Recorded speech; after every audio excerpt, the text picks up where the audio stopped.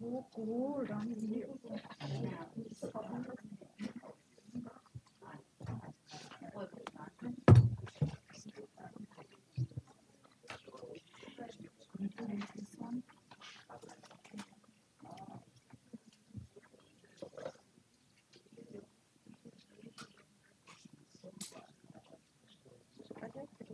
ahead. Or... Okay. How are you, Madam Chair? I'm great. How are you? Doing well, thank you.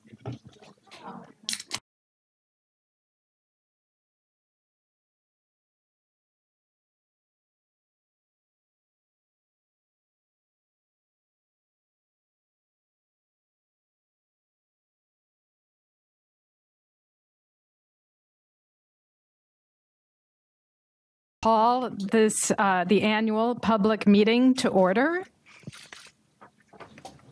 So we will begin with the approval of the minutes from September 18th and October 18th. Is there a motion to approve? Motion. Second? Second. All in favor? Aye. Opposed? Abstentions? Motion carries. The next item is my report. So, good evening. Tonight, we hold our public meeting and charter mandated public hearing for the purpose of encouraging New Yorkers to have a voice in strengthening our electoral process. Many observers have characterized this election as non-competitive, and news coverage has focused on low voter turnout. However, the number of voters who cast a ballot in the November general election increased by more than 60,000, or 5.6%, over the 2013 election, when all citywide offices and 20 council seats were open. While there is still much to be done to improve voter turnout, we have learned from our engagement efforts that voters care about local issues and want more information about their city elections so they can cast an informed ballot at the polls. I will share with you some of the nonpartisan work of the agency over the past year. There are 5 elements of our voter education outreach: the voter guide, the debate program, the candidate community forum, the New York City Youth Poet Laureate program, and the voter registration and get out the vote work. So as part of our voter education, we have put out the voter guide. We've had 234 candidates submit a profile. 213 candidates filmed a statement for the video voter guide, which was in the online edition, streamed on YouTube, and broadcasted on New York City media and local cable access channels. Just over 3 million voters received the paper voter guide for the primary and 4.5 million voters for the general. We launched a citywide Get Out the Vote campaign called Vote for the City You Want, which directed voters to the voter guide at voting.nyc and ran on social media platforms, on television, and in the transit system. The online guide had 225,000 unique viewer hits before the primary. There were more than 300,000 unique viewers before the general election. That's a 3-fold increase in traffic as compared to 2013. And nearly 60% of voting.nyc visitors were under the age of 35. It amazes me that they know that, but launched an email and text message campaign to provide reminders about upcoming election dates and deadlines.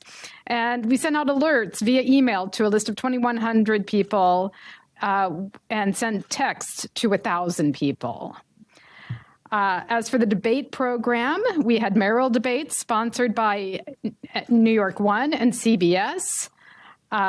They were broadcast live with more than 900,000 viewers watching the broadcast stream, and we had 175,000 viewers watching the debates online.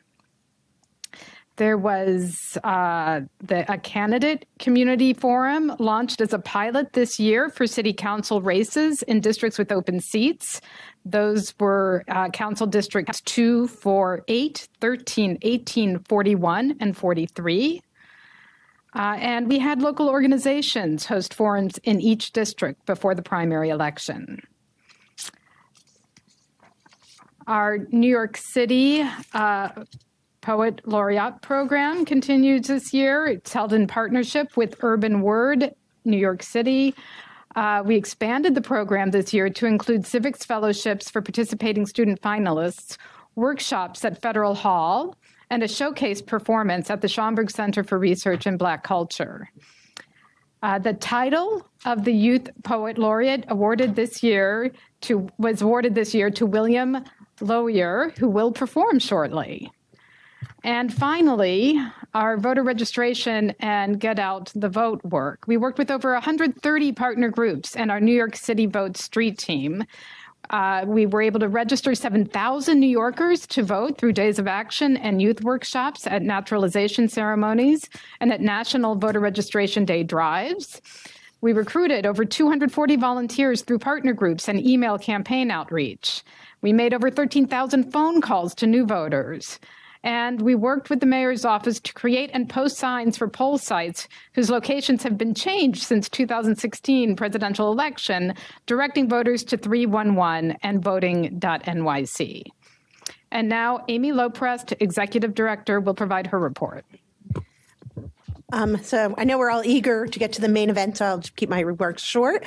I had the pleasure today of testifying before the City Council's Government Operations about our voter engagement work that the chair just so outlined. Also in favor of a bill that is that's been introduced before the City Council that would require the New York City's TV station to broadcast simultaneously our debates as they are broadcast with our media partners. Also, since our last meeting, the City Council passed legislation that will require the Campaign Finance Board to develop a online portal to register people, to allow people to register to vote. So we are working out the details of how that will work, and we have 18 months to, once the bill is signed, to start working on that. So I think that'll be an incredible benefit to the voters of the City of New York to allow them to be able to register online. I also would be remiss. The chair just outlined, an enormous amount of work that went on in the past year. We have a pretty small staff that does it, but I would like to thank our Public Affairs Division under the direction of Eric Friedman, and in particular our voter assistance team under the direction of Anita Kaur-Mers, who do all of this work with, the whole staff. There's, the communications, there's our public relations staff, all of them who do an incredible amount of work to get the voters of New York educated and encourage them to go out to vote. So thank you all for all of your hard work.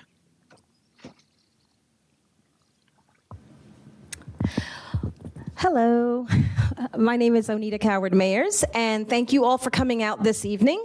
I think what I will add to what Amy said is that while we all work together, we work with you to make all of this happen. So I'd really like to give everyone here a round of applause for the work that you've done. You've heard about everything we've done already this year, so really, I'm going to keep it super short and just say that we're looking forward to 2018 and big things. It's our 5th year of our Voter Day going to Albany, so look out for that on May 8th, and it will be our 10th anniversary of the Youth Poet Laureate program, so look out for all of that as well. So thank you all, and look forward to hearing from you. And I will now close the public meeting and open the public hearing. And I am excited to introduce our 2018 New York City Poet Laureate, William Lawyer. Is that how you pronounce it? Lawyer. The Youth Poet Laureate Program is a partnership between Urban Word, New York City, and New York City Votes, and promotes voting and civic engagement through creative self-expression to youth throughout New York City. William is a 16-year-old native of Brooklyn and a junior at Stuyvesant High School, where he holds leadership positions in the Black Students League and the debate team. He is a new member of Urban Word, New York City's youth board. William is an incredible writer and performer, and we look forward to watching him travel throughout the 5 boroughs in 2018, encouraging his peers to register and vote.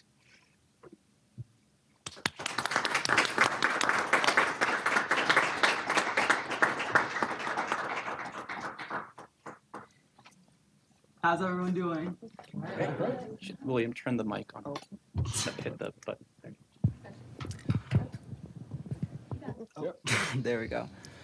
So first I wanted to thank everyone for coming tonight. I know it's so cold outside. I was freezing my neck off the way here.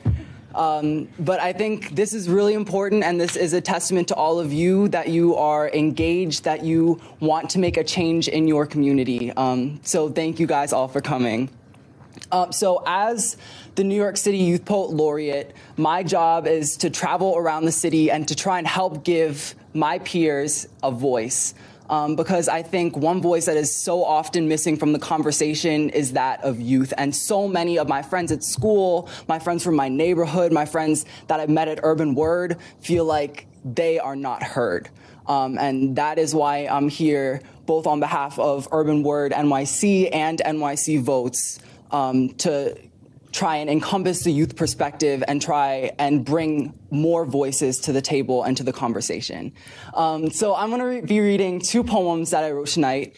And I guess I'll just start off with the first one, which is called Voting in a Black Hole. Question.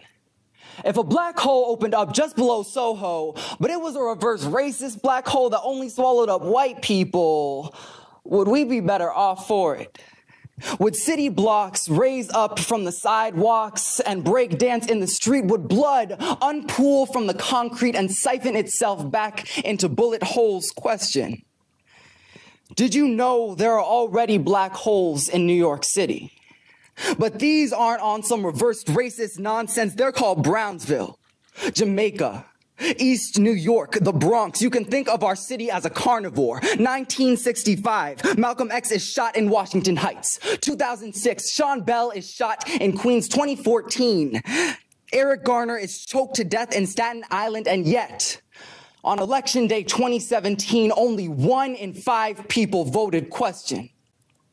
How many of you voted? Because our city grows arms at night. Because yesterday, I saw hands knocking at my window trying to snatch my little brother away. Because yesterday, eyes opened up on my wall, looked at me like I was dinner. There are black holes in our city. And what is a vote to a black hole? But when have New Yorkers ever backed down from a challenge? When have black men and women ever been tamed? Vote.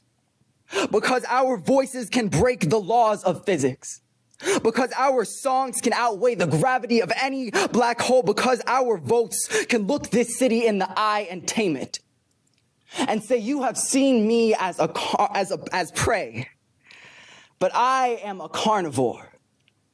And I refuse to be swallowed today.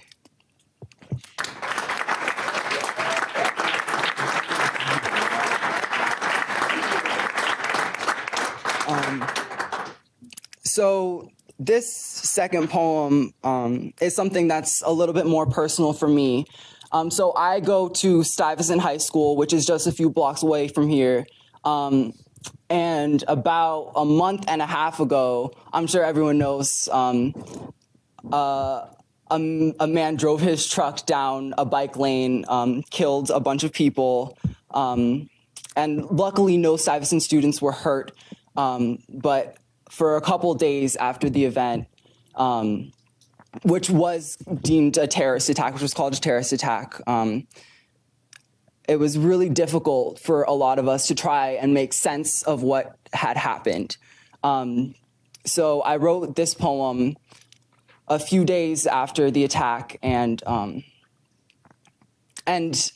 think it encompasses some of the things that my peers and I at school were thinking, both about the attack and things that happened in the preceding hours. So this is called Reactions in Hours After a Terrorist Attack Outside My School. 0. Someone posts a picture of a dead body on their Snapchat story. We had heard there had been gunshots. Everyone is too excited to pray. 1. The police have shot the suspect. He is expected to survive. I make eye contact with the one other black kid in the room. She says, oh. So now the police know how to shoot correct, too. A man plows his truck down a bike lane.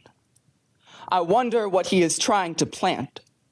I wonder if he knows nothing grows from concrete tilled with bone, that there is far too much blood in our soil and everything that could grow died long ago for. A police officer walks into our classroom. I know he is a hero, but I still flinch. 6. Donald Trump tweets, we must not allow ISIS to return, and not in the USA. He forgot what he said last time a man drove his car into a crowd. Good people on both sides. What side am I on, Mr. President? When does my body stop becoming victim and start becoming animal? 7. Before exiting his truck, the man had prayed, Allahu Akbar. Praise God. My mind wraps around the Muslim kids who say the same words every day during 8th period lunch, whose bodies know terrorists like a second name. 12. In case of a traumatic event, students are trained to conduct business as usual. They turned our bodies into eulogies, kept singing and singing with our voices, and I couldn't catch my breath. My arms became a song and my stomach became a beat, beaten down, bent over backwards. They crucified us in reverse. Took the nails from our hands, marched us to school the next day and said, look, see how strong they are. See how their backs are used to being broken. 14. My friend cries to me. She is hijabi, which translates in English to threat. She tells me she is scared, that she cannot cry in front of her sisters, that her prayers tumbled out of her mouth like bones and took root in the soil, were watered with blood and grew white columns and white houses, white men telling our country her body is made of explosives. How silly. To be both victim and perpetrator. And finally, I find the time to pray. Lord God, return the tears to her eyes. Return the blood from the concrete. Return the hate from that man's soul. Return the words to his mouth. Return the sun. Return the river, return the ink to the pens, return the word terrorist. We don't need it anymore. Replace it instead with human. Unwrite the Bible and the Torah and the Quran. Return mankind. Return the oceans, return the stars, return the trees, return the sky. Until there is nothing left but light.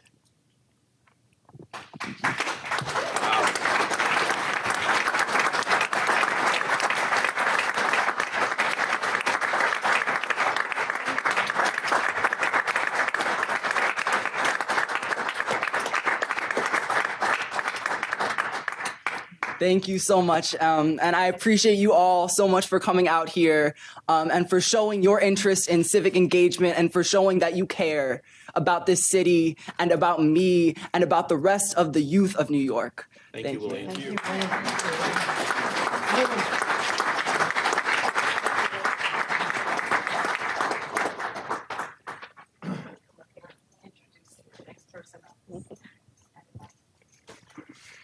Good evening again.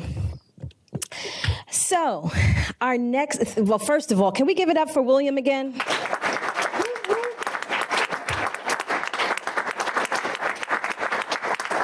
So when I say look out for our 10th anniversary, this is the person who's carrying us into our 10th anniversary. So we're very excited, and each year his peers bring us a new perspective that we're never ever ready for. So thank you, William. Our next speaker, I have to say, I started seeing Dr. Christina Greer everywhere I turned. I would turn on my television, there she was. I would go into print, into social media, everywhere I saw her, and she was saying that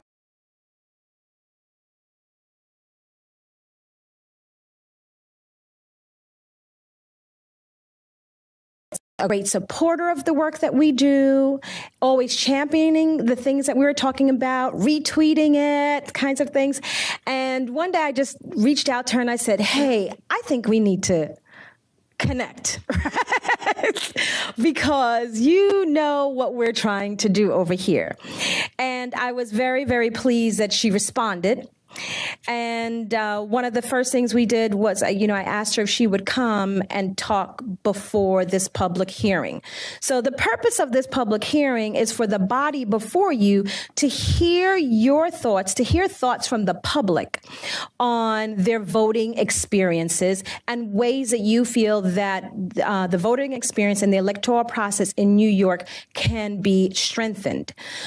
So I wanted her to speak to that. So I'm going to introduce her. Dr. Christina Greer is an associate professor of political science and American studies at Fordham University at the Lincoln Center campus. Her primary research interests are racial and ethnic politics, American urban centers, presidential politics, and campaigns and elections.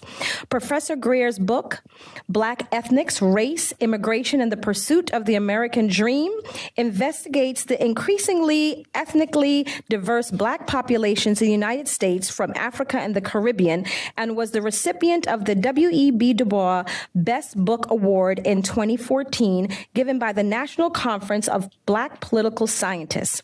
Professor Greer is currently writing her second manuscript and conducting research on the history of all African Americans who have run for the executive office in the United States.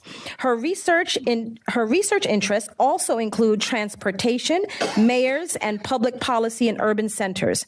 Her previous work has compared criminal activity and political responses in Boston and Baltimore, as well as Baltimore and St. Louis.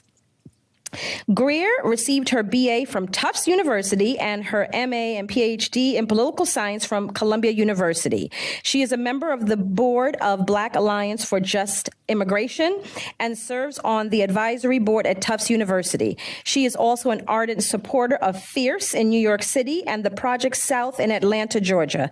She is a frequent political commentator on several media outlets, primarily MSNBC and New York One, and is often quoted in media outlets such as the New York Times, Wall Street Journal, Newsday, the AP. She's the producer and host of The Aftermath and Aussie on Aussie.com, and also writes a weekly column for the Amsterdam News, the oldest Black newspaper in the United States. So if you'll please join me in welcoming Dr. Christina Greer.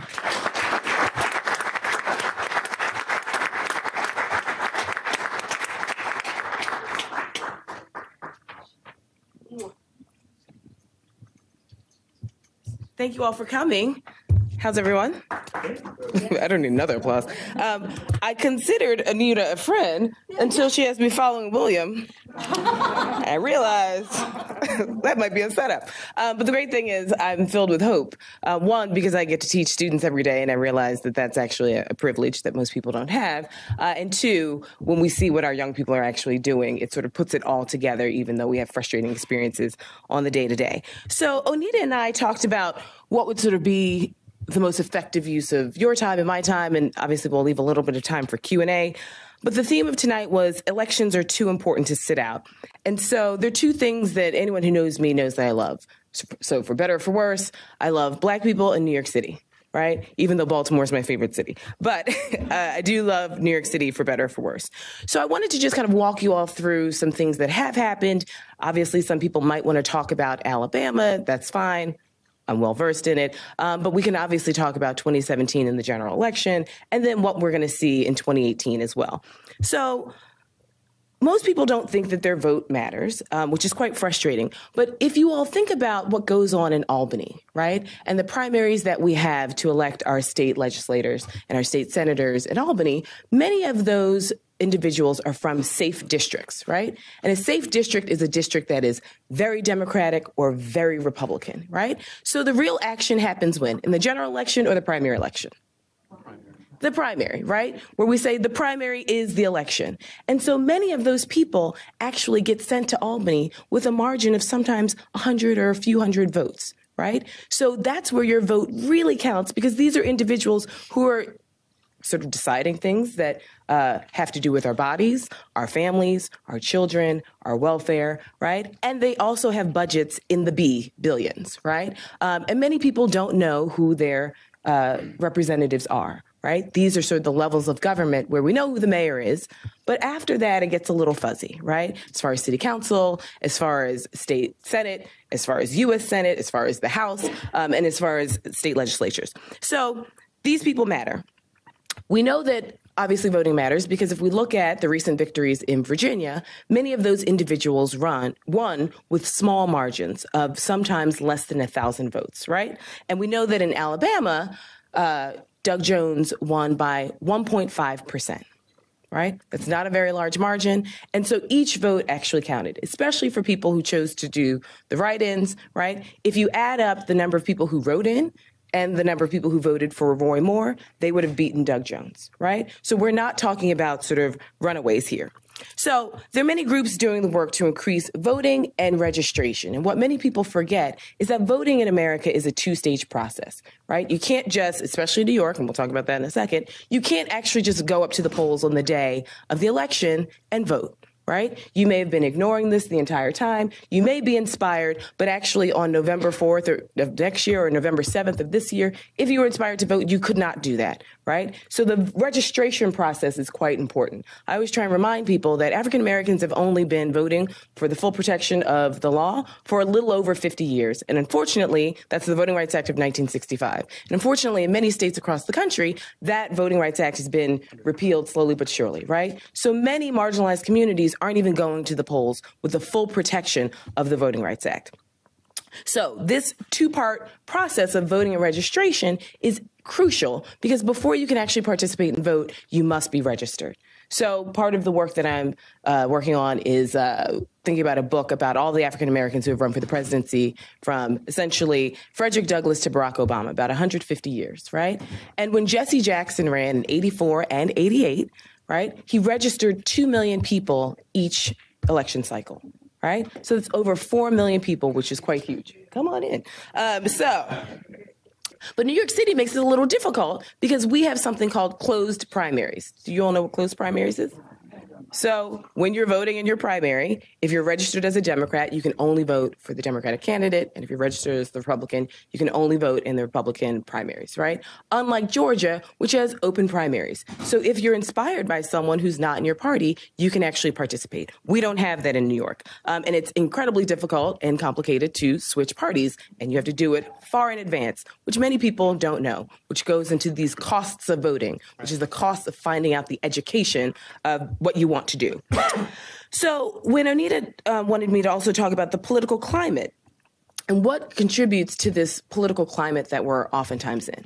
And so many people argue that we are apathetic as a nation, right? That we have fewer people registered than should be, fewer people participate. We do know that Black women show up and show out, so I'm not putting Black women in that category. Everyone else, though, right? But there is this idea that Americans are apathetic. And I actually want to throw out the idea that maybe it's not apathy, maybe it's fatigue. Because in 2016, how many of you went to the polls one time? Show of hands. How many? Hold on. It's a pop quiz. How many of you went to the polls 2 times? How many of you went to the polls 3 times? How many of you went to the polls 4 times? Right? Exactly. So many people, it's like, you could have went as many as 5. Exactly, depending on what district you live in, right? And so many people think, well, in 2016, great. I'll get myself ready for November, what was it, November 8th? Oh, I should remember it was November 8th. But this is nonpartisan, so I will not say anything else beyond that. So on November 8th, many people went to the polls. However, they could have gone to the polls in April to vote for the presidential primary. They could have gone in June to vote in their congressional primary. See, pop quiz. And they could have gone in September to vote for their legislative primaries for folks in Albany, right? And if you lived in a particular neighborhood, you had a special election and you could have gone to the polls. So those are 5 times. So some people actually didn't know that, right? As much information that is out there, there is a lack of sort of real civic education in our country. And so you have organizations like NYC Votes that's trying to get as many people as possible to understand, all of the different levels of government, but how we can participate in a more robust fashion. So I argue that, yes, there are some people who are apathetic, but there are some people who, quite honestly, are tired and still trying to figure out why it is they should be going to the polls. So some of the other reasons why people don't show up, and we talk about this a lot in my classes, sometimes it's name recognition, right? There's an assumption that the person with the last name of the other famous person is going to win the election, right? We see a lot of nepotism in our political system. So the sons of previously elected officials, the wives or widows of elected officials. So this is part of the reason why some people just assume that because of time, money, and name recognition, that person's automatically going to win. And unfortunately, it does also discourage not just voters, but people from actually showing out and running as well. Let's see. Their cost to voting, as I've said before, sometimes that cost is actually $275, depending on how you're going to get to the polls. But then there are these other costs, right, that take time. Sometimes it's 20 degrees outside, right, and people don't want to actually put on a coat and actually go vote. We know that some districts actually have fewer sort of efficient and effective polling stations. So whereas when I vote, I usually vote at like 6:25 in the morning. I like to have an early number because I'm hyper competitive. So I vote early, right? But some people don't have that luxury, right? If they're wage earners, they actually might have to be at a job at a particular time and they have to vote whenever they're done. Now, technically, their employer by law should give them 2 hours off to go vote. Not everyone knows that, and obviously not every employer adheres to that. But some people vote after work, where the vast majority of people are voting as well, right? And so sometimes those lines can be very long, and that's yet another cost to voting. So we do know that people are sort of overall, sometimes there's a dissatisfaction, right, with who's on the ballot, which discourages some people from actually turning out due to obviously corruption scandals and just feeling like some of these people just aren't exciting. So I always put the plug in there. Obviously, we should be running for office, especially the women. I'm looking at you, right? Because we see men are kind of a mess right now. So New York City, just Barack Obama said it, so I can say it. So New York City, New York State does need electoral reform, right? And the reason why I might argue that we need to think about electoral reform in a more robust fashion is because I was on a panel with Ari Berman, who's a scholar of sort of electoral voting and gerrymandering and sort of the Voting Rights Act. And he argued that, when North Carolina was actually taking away the franchise from so many of their state citizens, they actually used New York as a model. Right? So when they wanted to take away Sunday voting, which favors, quite honestly, Black voters and Democratic voters, right? They said, well, New York doesn't have Sunday voting, so we can take it away, right? New York doesn't have early registration for 16 and 17-year-olds, so we can take ours away, right? New York doesn't have so many provisions, same-day registration, early registration. Has anyone here ever tried to fill out an absentee ballot? In New York, yeah, right? So you might as well just send them a kidney and call it a day, right? And so we have to have all these things that make it so much harder, where other states it's an absentee ballot. Here we have to have a reason, and adding in yet another cost. It's confusing and somewhat unfair. So I would continue to make the push that voting is important, because we need representation. As Tip O'Neill said, all politics is local. So in New York City, we have to make sure it's not just about the mayor. The comptroller, do we know what a comptroller does? What? There's one word. Money. There, right? And so for anyone who pays taxes, right? For anyone who likes roads, effective schools, clean air, transportation, right? Some of it is the mayor. I'll put it on him. A lot of it's the governor, right? These are things that we can vote people in and out. We have the power to do that. And so it's about representation. It's about who controls our money. It's really also about thinking of who we're going to set up to have an office in 2020 when we fill out the census and we start redrawing these districts and figuring out who's going to represent us and fight for what we actually want and need.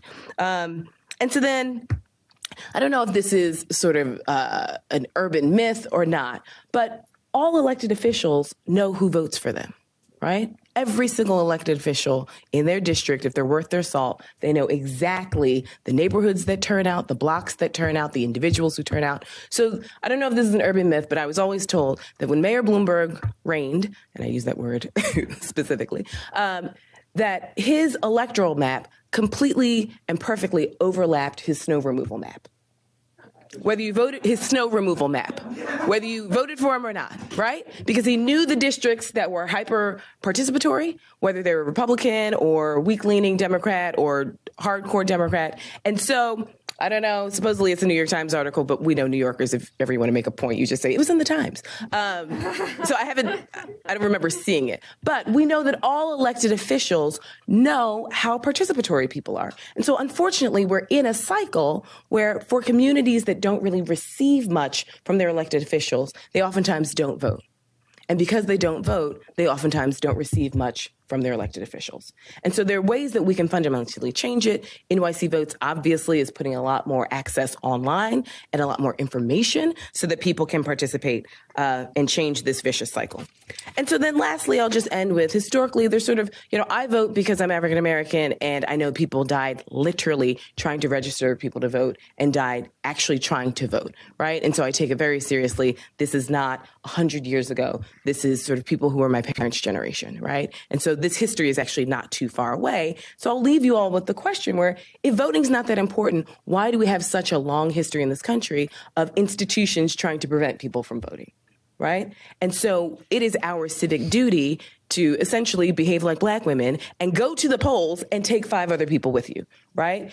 And I know that it's frustrating because sometimes it's like, why am I going to the polls? I'm not excited about these particular individuals. So I would say not all individuals are the same. Do a pro-con list. Sometimes you have to do the work, and then sometimes you may have to run yourself. And if you don't want to run yourself, you can support insurgent candidates who can actually move out some of these incumbents that essentially coast to re-election and actually suppress turnout. So I'll pause there so I can take some questions, and thank you all for having me.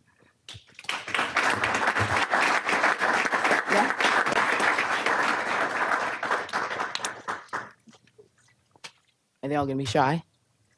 Any questions?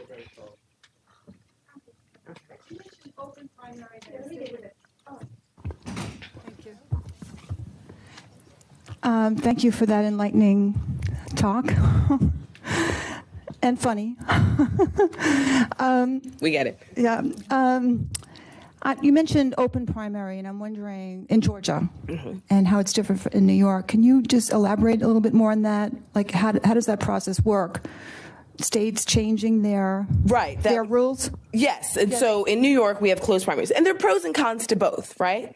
So that means, in New York, only Democrats can participate in a Democratic primary, right?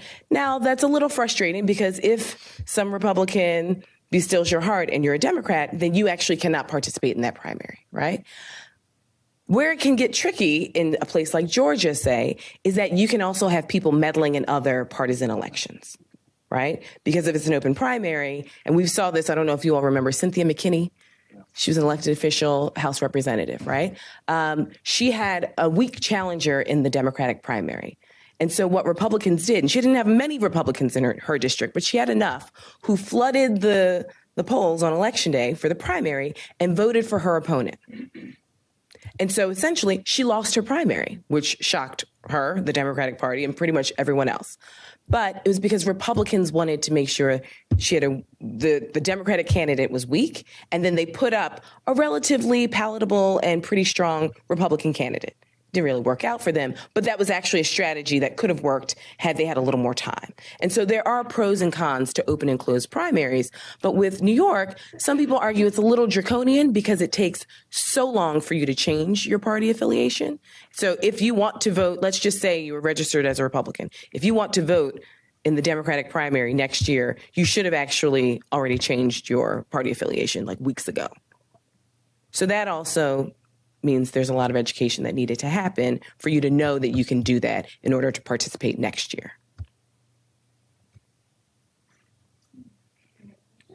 Can I just jump in on that for 1 second, too? That is 99% accurate. The small piece of it that's not accurate is whether a primary is open or closed is actually subject to the rules of the party. Now, the state law could preempt that and say all primaries must be open if they wanted to do that. But we actually have two parties presently that have quasi-open primaries. That's the Independence Party and the Reform Party. Right. And what they've done is allow other folks that are unaffiliated to vote in their primary as well. So a Democrat could not vote in a Reform Party primary, but a blank, what we call a blank, somebody who's registered in no party whatsoever, could vote in either the Reform or Independence party primary. So it's almost entirely accurate with that one little caveat. And that also, though, implies that you have education where you, A, know about the Reform Party or the Independence Party, and sometimes a Democrat will run on said party, but oftentimes not. So if the candidate that you like, you don't know that they're on the Reform Party, you identify, most people identify as a partisan, right, as a Democrat or a Republican, that's also an additional level of education that you need to have once you move to New York. Right, and then the issue for us in the upcoming in the last election, where there was a potential runoff, was the Reform Party actually had a primary. They have very, very few actual registered voters. But if there were a runoff in the Reform Party primary, as was possible in the mayor, comptroller, or public advocate offices, because it's the only one where the runoff occurs, we, as the Board of Elections, would have actually had to plan for the potential of 800,000 people voting and set up the poll sites citywide for 800,000 potential voters when maybe there's, I don't know, 2,000 actual or less registered voters. So when you're talking about the pros and cons, there truly are pros and cons. And when in 2016, when I was told by our staff that, Mr. Ryan, you haven't been through a presidential year is completely different. Well, I learned that really the hard way in April when all the folks and it was primarily split this way. You know, blanks and, people that might have been Liberal Party members wanting to vote in the Democratic primary, and then conservatives wanting to vote in the Republican primary, and then showing up and going, well, how come we can't vote? Because you're not registered in the party, and New York's got a closed primary system. So.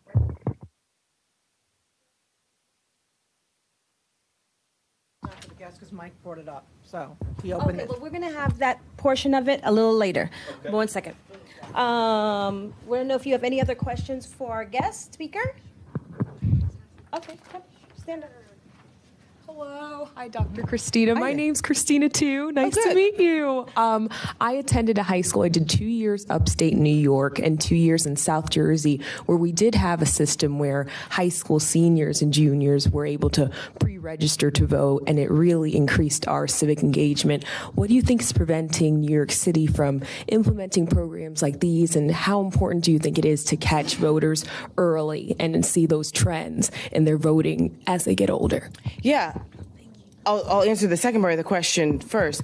I mean, I think it's imperative that we get young people as early as possible. I mean, I would say voting is hereditary, right? So if your parents voted, you're exponentially more likely to vote. This is why the school to prison pipeline is so dangerous. This is why hyper-incarceration is so dangerous for Black and Latino communities, because when you don't come from a family of voters, then it's not like you'll never vote, but the probability of you voting is drastically less than if you came from a family of voters. So I think, one, that's really important. I think, if we really look at ourselves, I think a lot of times when we think about voter suppression, it's really easy for us to just throw it all to Republicans. And trust and believe, Republicans have done a good job suppressing votes around the country. But there are a lot of, incumbent Democrats that know who their voters are, and they're really happy with their voters, right? Because for the vast majority of elections across the city and the country, I think it's around 93%. If you look really closely, the primary is the election, right? And so if you are if you don't have term limits, right, and you can essentially have tenure, you know who turns out for you every single June. Right? You know the little grannies who turn out for you. You know the housing projects that turn out for you. So anytime you add new voters in, they may be Democrats, right, if you're in a Democratic district, but they may not be Democrats for you. So I do think that there is some sort of conversation that we need to have when we think about sort of not just voter suppression, but just kind of being complacent with the lack of participation and registration that we could have, right? Because young people might look at someone like a John Conyers who's been in office for 53 years and say, maybe it's time for you to go, right? When you look at Mayor Woodfin from Birmingham, he actually unseated a mayor, right, who was mayor when he was growing up. You know, Mayor Woodfin from Birmingham unseated a man who had been mayor longer than he'd been alive, right? And so what he did was he galvanized new voters because Birmingham it's the one blueberry in the sea of cherries, right? And so he realized, well, a lot of these old grannies and people who are hardcore Democrats, but they're going to vote for my opponent. So I need to actually get young people. Look at Barack Obama's strategy when he was going up against the most powerful Democratic family of the latter 20th, early 21st century, right? He wasn't going to get sort of his tried and true Democrats. So he got young people and new voters. That's usually the strategy that you have to employ when you actually want sort of new blood into the process. And that goes for Democrats and Republicans. Have a process, Danielle? Yes. We do high school registration. She would just correct. How you doing? So you all have high school registration? Yeah. Amy, you should correct the record. Yeah, we register. I mean, we do have student voter registration day and register people, and you can register. Mike can correct me if I'm wrong, but you can register if you are going to be eligible to vote in the next election. In the next preemptively. Yeah. Right. Hey, how you doing? 17, sorry. you can vote. If you're going to be 18 by November 4th next year. You could. So yeah, good to know. Okay, I'm back on. How you doing? My name is Corey Ortega from the New York City Veterans Alliance. Sorry, can you say that again? Yeah, sorry. Corey Ortega from the New York City Veterans Alliance. My question is, now having legislation passed with regards to online voter registration, how far are we, and what's the path to automatic voter registration as seen in other states? I forget if it was Illinois. Oregon, thank you. Washington. What's the path, and realistically, how far are we from that? I mean, that's for you all to answer at some point in time. I mean, I would just say this about online voter registration, which is great. I think, the more people who can register, the better. I think we also need to be really honest with ourselves that the digital divide is real, right? And especially when it comes to marginalized communities, especially when it comes to the elderly, especially when it comes to essentially Black and Latino people across the city. So on the one hand, I think it's fantastic. But on the other hand, I think that, we also want to make sure we don't go too digital and sort of ignore people that actually just don't have that opportunity. Thank you. Okay, thanks. Thank you.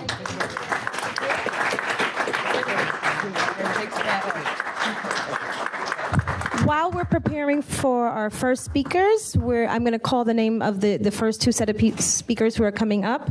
Derek Perkinson and Bida Mostafi. If you could please come to the front. 1 second. Also, there's 2 seats in the front for those of you who are standing in the front here.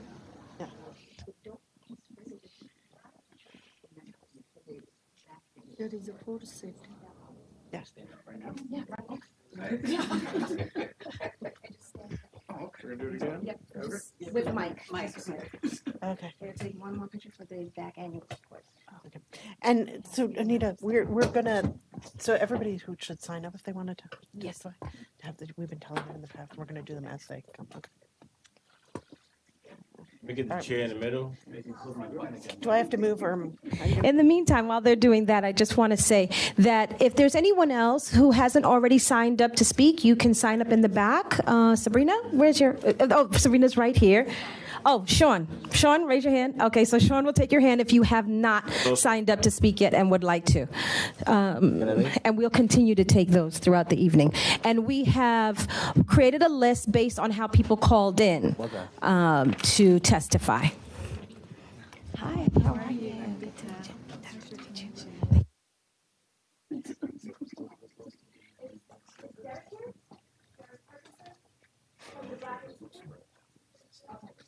Okay.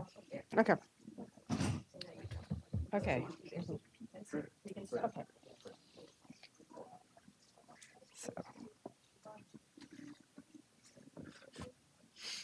Okay.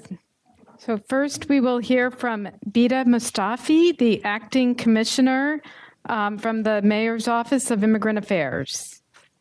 William rolls deep. Yeah. You need to press that. There we go. Okay. It's fancy. Good evening. Hi, everyone. Thank you so much to CFB for the invitation to be here and to all of you for your civic engagement. It's tremendous to see on an evening this many people out to participate in this conversation. My name is Bita Mustafi. I'm the acting commissioner at the New York City Mayor's Office of Immigrant Affairs. For those who don't know, the mission of our office is to promote the well-being of immigrant New Yorkers through policies and programming. And we do that in myriad ways, with particular focus on immigrant inclusion, access to justice, and advocacy on behalf of the nearly 40% of New Yorkers who are foreign-born and their children, taking that to 60% of our city's population. The administration is deeply committed to promoting civic engagement among immigrant New Yorkers through the expansion of language access in particular. Last year, expanded language access in voter registration allowed us to have 11 new translations. I have a fancy prop for you, adding to the existing 4 provided by the BOE. Voter registration forms are now available in the top 15 languages spoken by limited English proficient voters. More than 90%, that means more than 90% of limited English proficient New Yorkers who are eligible voters now have access to these forms in their languages. New York City now has the largest number of translations in the country, to our knowledge. Thanks to the partnership with the CFB, we've been able to distribute the translated forms citywide. Most recently, we had a pilot program initiative in the last election to expand voting access for limited English proficient voters by placing interpreters at poll sites for the November 27th election. We placed Russian interpreters at 15 poll sites in the Coney Island area and Haitian Creole interpreters at 5 poll sites in the Canarsie area. We looked at census data indicating that these areas had the highest concentrations of limited English proficient eligible voters that were not currently or already served by interpretation services by the BOE. For background or for awareness for folks, the BOE provides some interpretation in Spanish, Chinese, Korean, and Bengali. The data showed us that Russian and Haitian Creole-speaking LEP voters represented the largest proportions of eligible LEP voters that currently do not receive interpretation services. We're happy to report that this pilot program was a huge success. We helped nearly 500 LEP voters exercise their right to vote on Election Day. We received extremely positive feedback from individuals who were coming to poll sites and were extremely happy to receive the services in their language. For example, one voter said that thanks to our interpreter's help, this was the first time she felt she could understand the ballot. We're currently in the midst of evaluating the pilot program to learn what worked, what we can improve on, and what we hope to see in the future. We certainly desire a continued partnership with CFB in this important work on expanding language access for all eligible voters, and in particular for individuals who are limited English proficient. In addition to voter language accessibility, we have ongoing efforts to provide naturalization legal services through our New York Citizenship Program. Our office estimates that approximately 650,000 New Yorkers are one step away from becoming citizens. Through a public-private partnership funding model, we've nearly doubled the investment this fiscal year to $1.6 million, providing services in the communities where immigrants live, in libraries, and in the languages that they speak. Additionally, through our Action NYC program, we also provide citizenship services. These are free, confidential legal screenings, and should somebody be eligible for citizenship, the program will also provide assistance in the person's language of choice and often in their communities. Through naturalization assistance and expanded language access policy and programming, the de Blasio administration is leading the way on lowering barriers to civic participation for immigrant New Yorkers.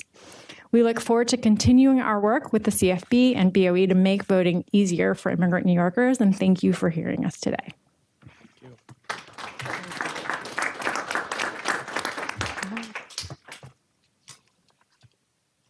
Any questions? Does anyone have any questions? Fantastic. Great. From the experience of the individuals that you had on election day, Yeah. what did you collect any challenges that they faced or their observations as far as, what could be done better? Yeah, absolutely. So for those who are unfamiliar, because we didn't have the full support of the Board of Elections on Election Day, we did have myriad challenges implementing the program in that our interpreters were not permitted to be in poll sites where interpreters that the BOE currently employs are. So if a voter is coming in to access interpretation services, somebody's right there and has a sign and can assist them. Our interpreters were outside. One of the pieces of feedback we received from our interpreters were, for instance, in some locations, especially for seniors, the poll site is literally in the building where they reside. So they were not aware that we had this service available to them. That's one example, but we're currently in the midst of evaluating the full experience of the interpreters. Was there a justification given? By the Right. As far as coordinating beforehand, was there notice? What was the concern? Yeah. So the BOE essentially indicated to us that the law does not mandate that they provide interpretation services beyond the languages that they currently provide. And really, that was the primary reason that they did not welcome our interpreters on site. I provided a presentation to the BOE on the intention of the program, the way we reached the numbers, where we wanted to be, et cetera. But unfortunately, we were not able to reach a mutual solution on how to implement it. So certainly in terms of our evaluation moving forward, we think a strong partnership with both the CFB and the BOE would be ideal in implementation. But again, we're continuing to look at sort of what the experience was in this pilot program. So if I could speak to that. Yes. Yes. Moya came to the commissioners meeting on October the 10th. While this has been something that has been discussed as a goal and a desire for quite some time, like things happen often with government, it's hurry up and wait, and it really did kind of come together at the last minute. And so what happened was some of the concerns that were raised by the commissioners, which kind of said, well, we need to take a step back from this and let the pilot happen and see how it goes. And then how do we jump in and marry it with what we do? One of the concerns was the timing, right, that it was so close to Election Day when it really came to fruition. Not that the plans were made that late, but it's just kind of the way it played out.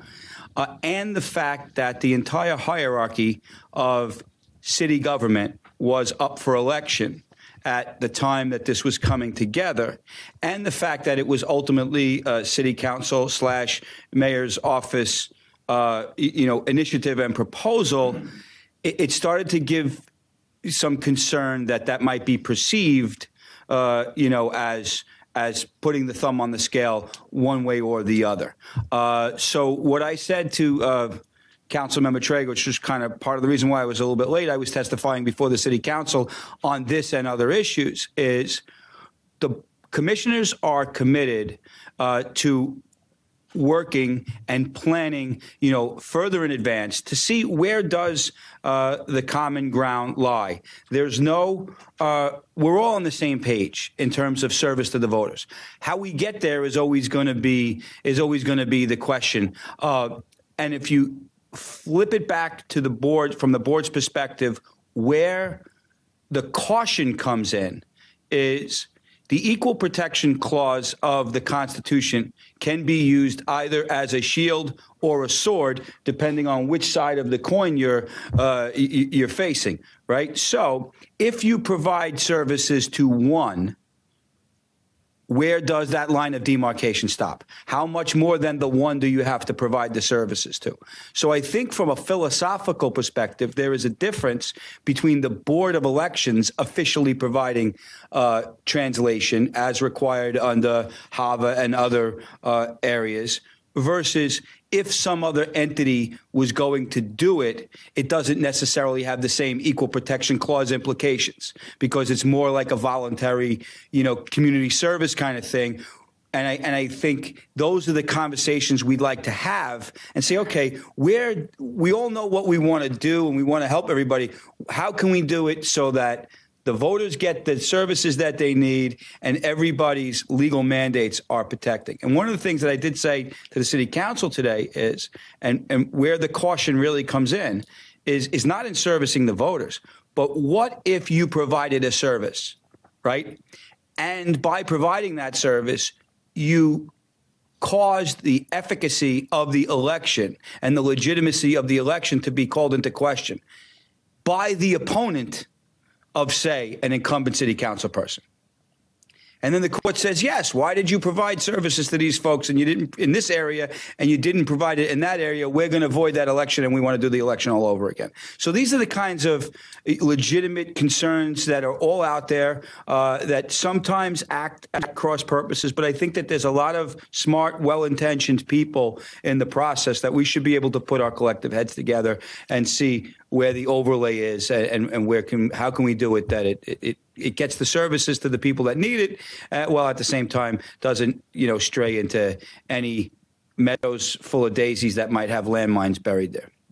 And we look forward to those conversations. We certainly learned a lot here and have a lot of wealth of experience. And as you indicated, our goal here is to increase franchisement for immigrant New Yorkers and recognize that a primary way to be able to do that is language access. So we look forward to continuing that work with you. Look, and I will say I don't often share personal anecdotes, but I did run for office, and my in-laws immigrated to the United States from Italy, and the first time that my father-in-law voted in an election was when I ran for district attorney in 2007.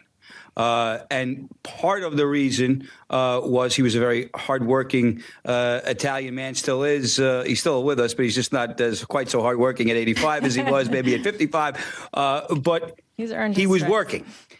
But also, English is not his first language, and the complexity of the ballot and the things that we take for granted is stuff that, to others are real big hurdles. So, we're all on the same page. It's just a question of how do we map out, the appropriate route to the destination.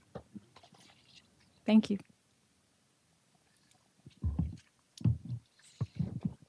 Thank you.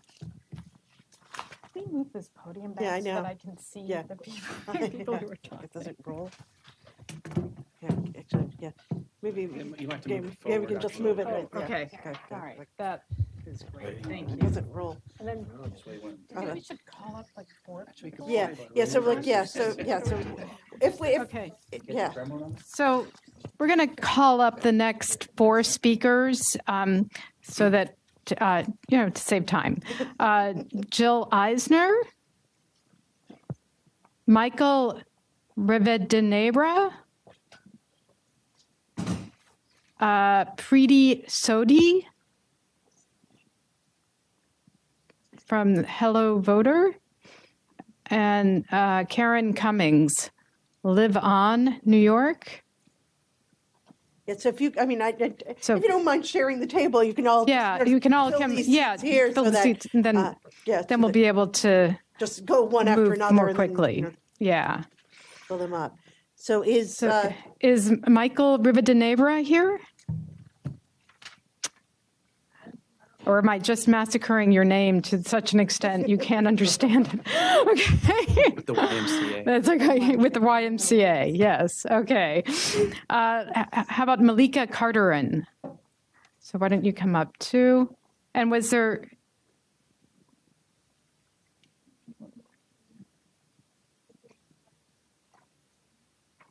Karen Cummings? Is there a Karen Cummings? Not here? No? Okay. Not here. Okay. Jack David from Brooklyn Voters Alliance. Get Organized Brooklyn. All right. Great. And just so people know, we have some written testimony from some of these people, certainly from the person from the YMCA. So we can post all of that written testimony. So let's begin with Jill Eisner. Hi there. Is this on? Okay. Just to answer, well, my question was about instant runoff voting, which was proposed as a, instant runoff voting was proposed. Michael was discussing having like 200 people show up. Gail Brewer, when she was still councilwoman, and Brad Lander brought that bill up. I don't know what happened to it. Anyway, I'm a district leader, and I have one over there. I've been sort of active in the community. I'm an activist. On March 18th of 2016, I was thrilled to be invited for the Student Voter Registration Day, which was referred to earlier, supported by the City Council, Department of Education, and many community groups. I spoke at Eleanor Roosevelt High School with Ben Kalos, and then I was asked to fill in for Councilman Dan Garodnick, who was not around, at the High School of Arts and Design. And the experience was two very different schools. One is a highly affluent, superstar, Ivy League type high school, and the other one was an immigrant school, technical based. It was very interesting. The students at the High School of Art and Design were very interested in how local elections could actually affect them. They asked some really interesting questions. They were interested about how I became an activist fighting in my neighborhood and how the showing up to meetings mattered. And we discussed things about where your bus stop is and, student fairs, and I encouraged them to attend community board meetings and become public members because, Gail Brewer in Manhattan has mandated that 16-year-olds be now on the community board. But it broke my heart afterwards when two teachers came running up to me and said, could you teach our civics class next semester? Because we don't know what it is to get involved with the local elections in New York. And they were both from Queens, which was surprising. I brought that information back here to New York City Votes, but it's really sad that a public high school is not teaching that. And at Eleanor Roosevelt High School, the kids said, show me what app on my phone I can use to register to vote now. So you can see that, we're not serving either side of a student population that this young lady was referring to. And I think that's a bad situation. This past September, Sean somehow got my email address and encouraged me to go with him into the homeless shelters to register folks to vote. And I was very apprehensive when I was assigned to Bellevue, and even more so when they insisted that a armed security guard walk me up to the floor where this event was being taken place. So I was a little bit put off.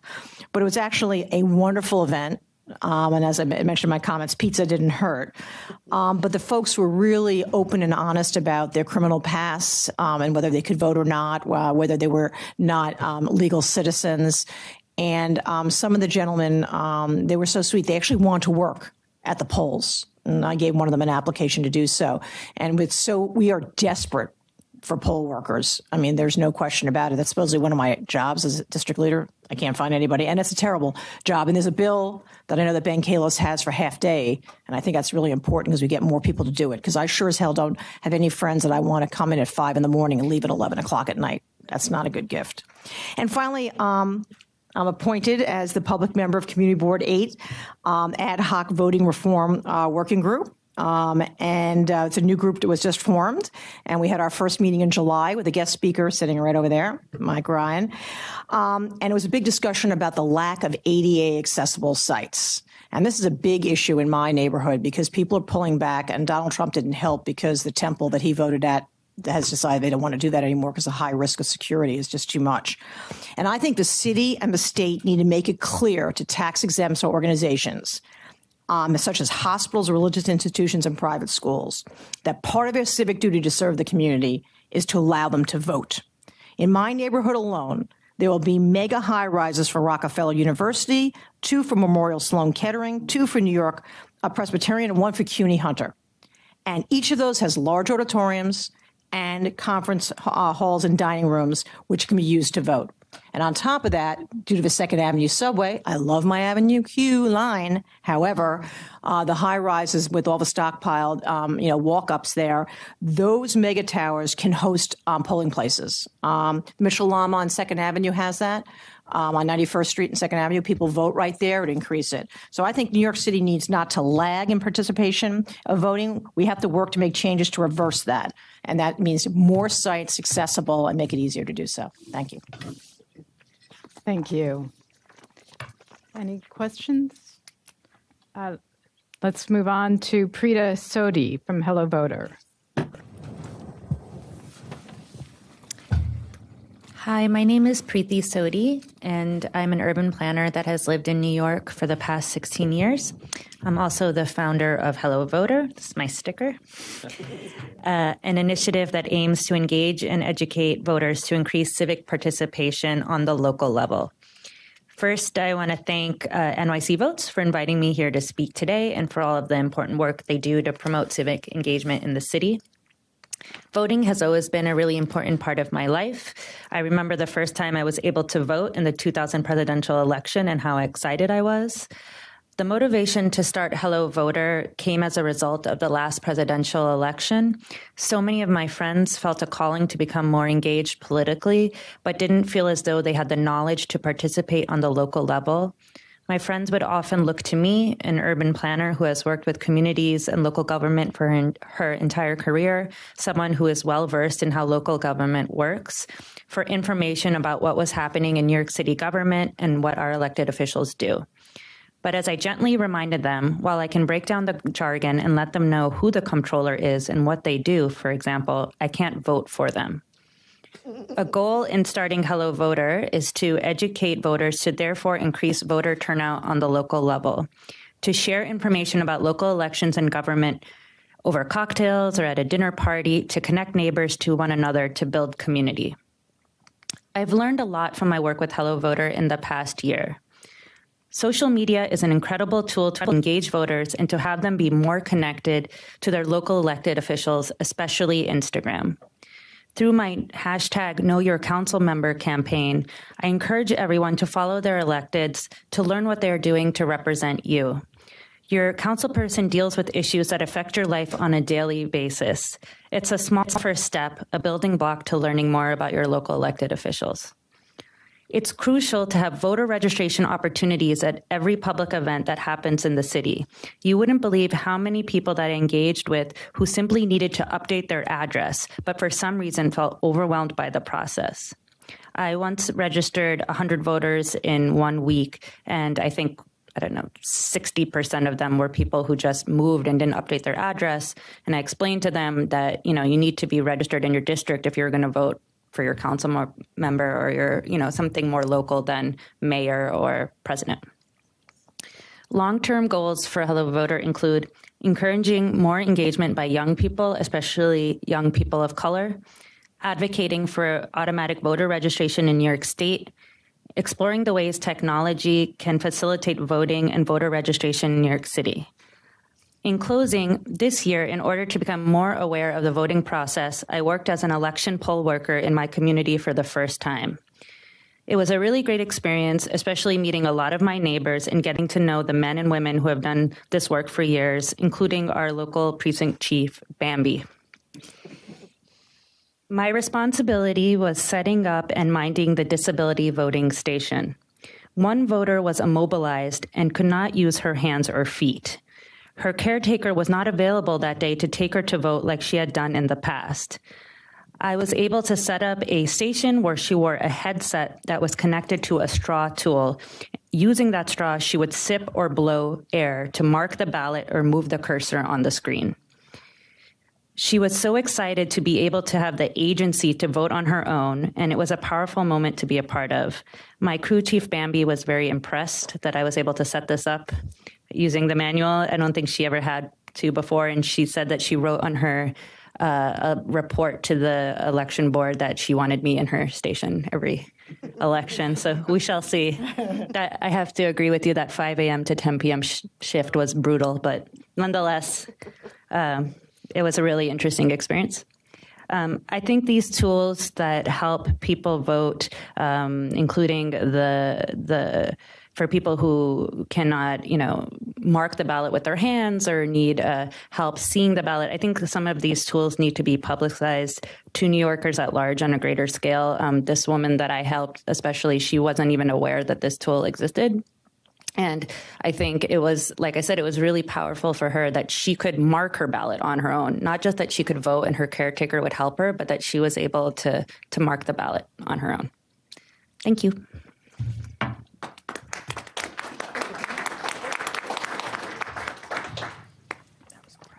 Good evening. My name is Malika Carteron, and I'm the Associate Director at Be Above Worldwide Institute. My testimony this evening focuses on community partnership and programming. I think there should be long-term and short-term goals and plans.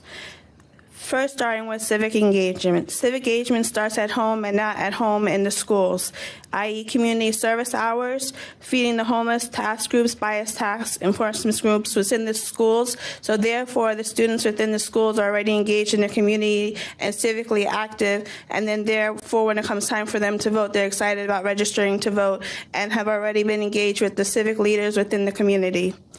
I believe that it should also be something that's tangible and they can bring the election home by identifying candidates and people within the community who have the same ideology as the students. It's not something that's distant from them. It's something that would engage them. And also, as the speaker before said, if they have a personal vested interest, they're more likely to go out and vote, and not only vote themselves, but also take their family members with them and also their friends from school.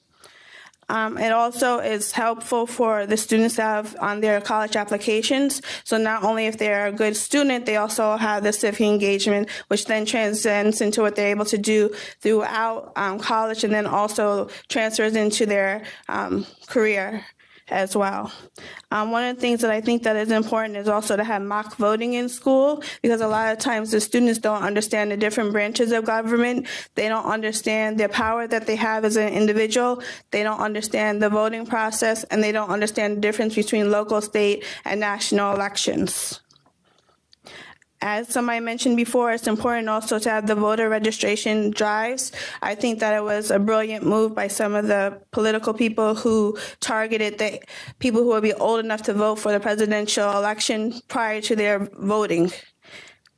Also, I think that it's also been very powerful to see how the national networks have empowered people to win who necessarily were in red or blue states, but then brown, as a lady said, in the, but I think she said a blueberry and the raspberry, if I may not have said it quite correctly. But it empowered that election, because not only did it have local following, it also had national following, and then that also brings something that's very valuable that sometimes the local people don't have is money. So it brings the marketing to somebody who may not have the money to use it, but because of the national network, they have people who are engaged and then donate money.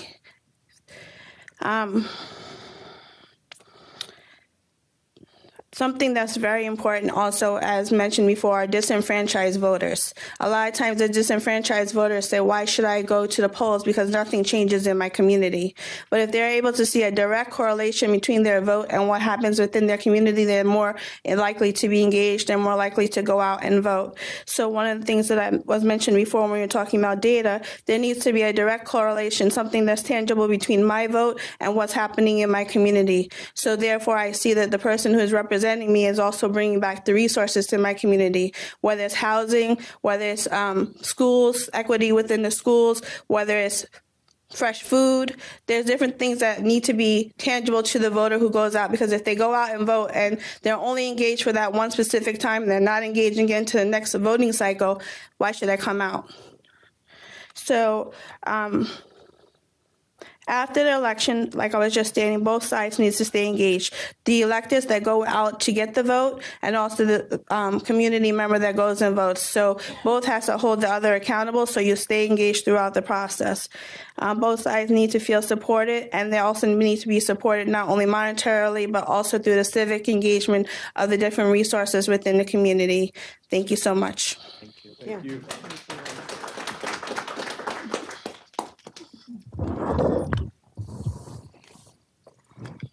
Hi, good evening. My name is Jacques David. By day, I'm a staff attorney at the Legal Aid Society. At night and on the weekends, when I have free time, I'm a member of the Brooklyn Voters Alliance, which is affiliated with Get Organized Brooklyn. I'm in the resistance.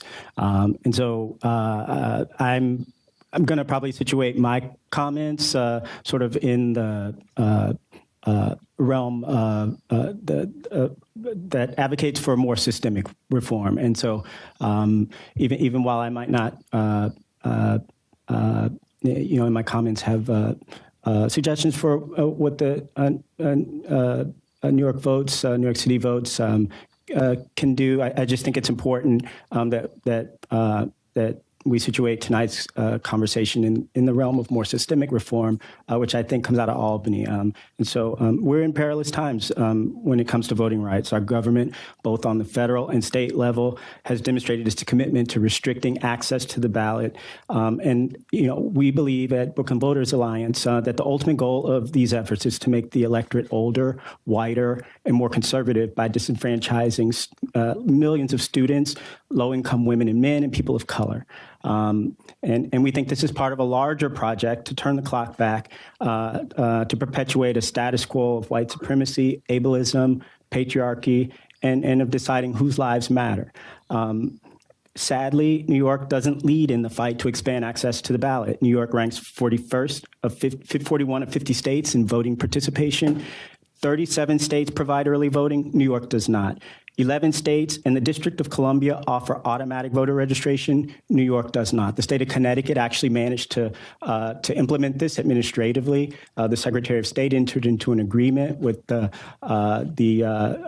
co-directors of the Department of Motor Vehicles. They couldn't get a bill through the legislature, so they found a way to do this administratively, automatic voter registration in Connecticut. We should be able to do that in New York. 49 states have open primaries or allow change of party closer to Election Day. New York has neither. 34 states have instituted electronic poll books. New York has not. Although Mr. Ryan came and spoke to our group about the New York City Board of Elections, and he did mention that New York City may actually be preparing or laying the groundwork for electronic poll books. We are very hopeful that in New York City, even if the state is unable to, that we can implement electronic poll books. Even something as small as electronic poll books would make voting a lot more convenient and easier for people. New York deserves better. And we think that the governor and our legislators in Albany should really work harder to expand access to the ballot. Today, a lot of people are celebrating Doug Jones's upset victory over Ward Moore in Alabama's Senate special election. Many have opined that the Alabama election, like the election in Virginia, illustrates the political power of women, and especially black women. One commentator went so far as to conclude or stated that the votes of black women weren't about some altruistic mission to save America from itself. Their votes were a very real attempt to make a change that would help themselves and their families. So in our effort to improve voter access here in New York, what lessons can we distill from this recent election in Alabama and also in Virginia? From my perspective and the perspective of my colleagues in the Brooklyn Voters Alliance, very simply, we need the legislature, we need New York City Votes, the New York City Campaign Finance Board, the Board of Elections, to work together to implement voting reforms that enfranchise and provide greater access to low-income and working women, single mothers, and women of color. We need automatic voter registration. We need same-day voting or election day registration. We need vote by mail or no excuse absentee ballot. Okay, but to obtain these things, we need women in the room. Okay, we cannot have voting reform be decided in Albany by 3 men in a room.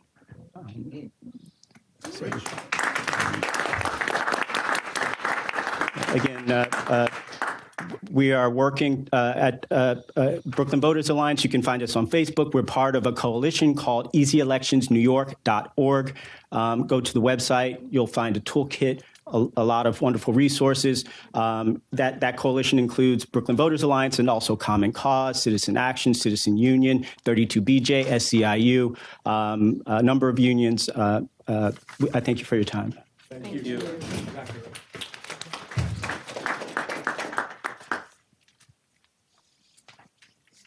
I'd like to call up Darlene Jackson from Community.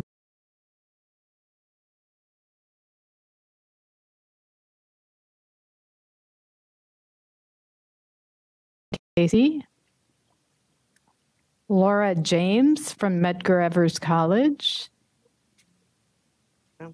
Eleanor De Palma from the Department of Transportation. Nathan Larson from Fannie Lou Hamer High School. Akil Rose from NYCHA NAACP. Kristen Rouse from New York City Veterans Alliance. Okay.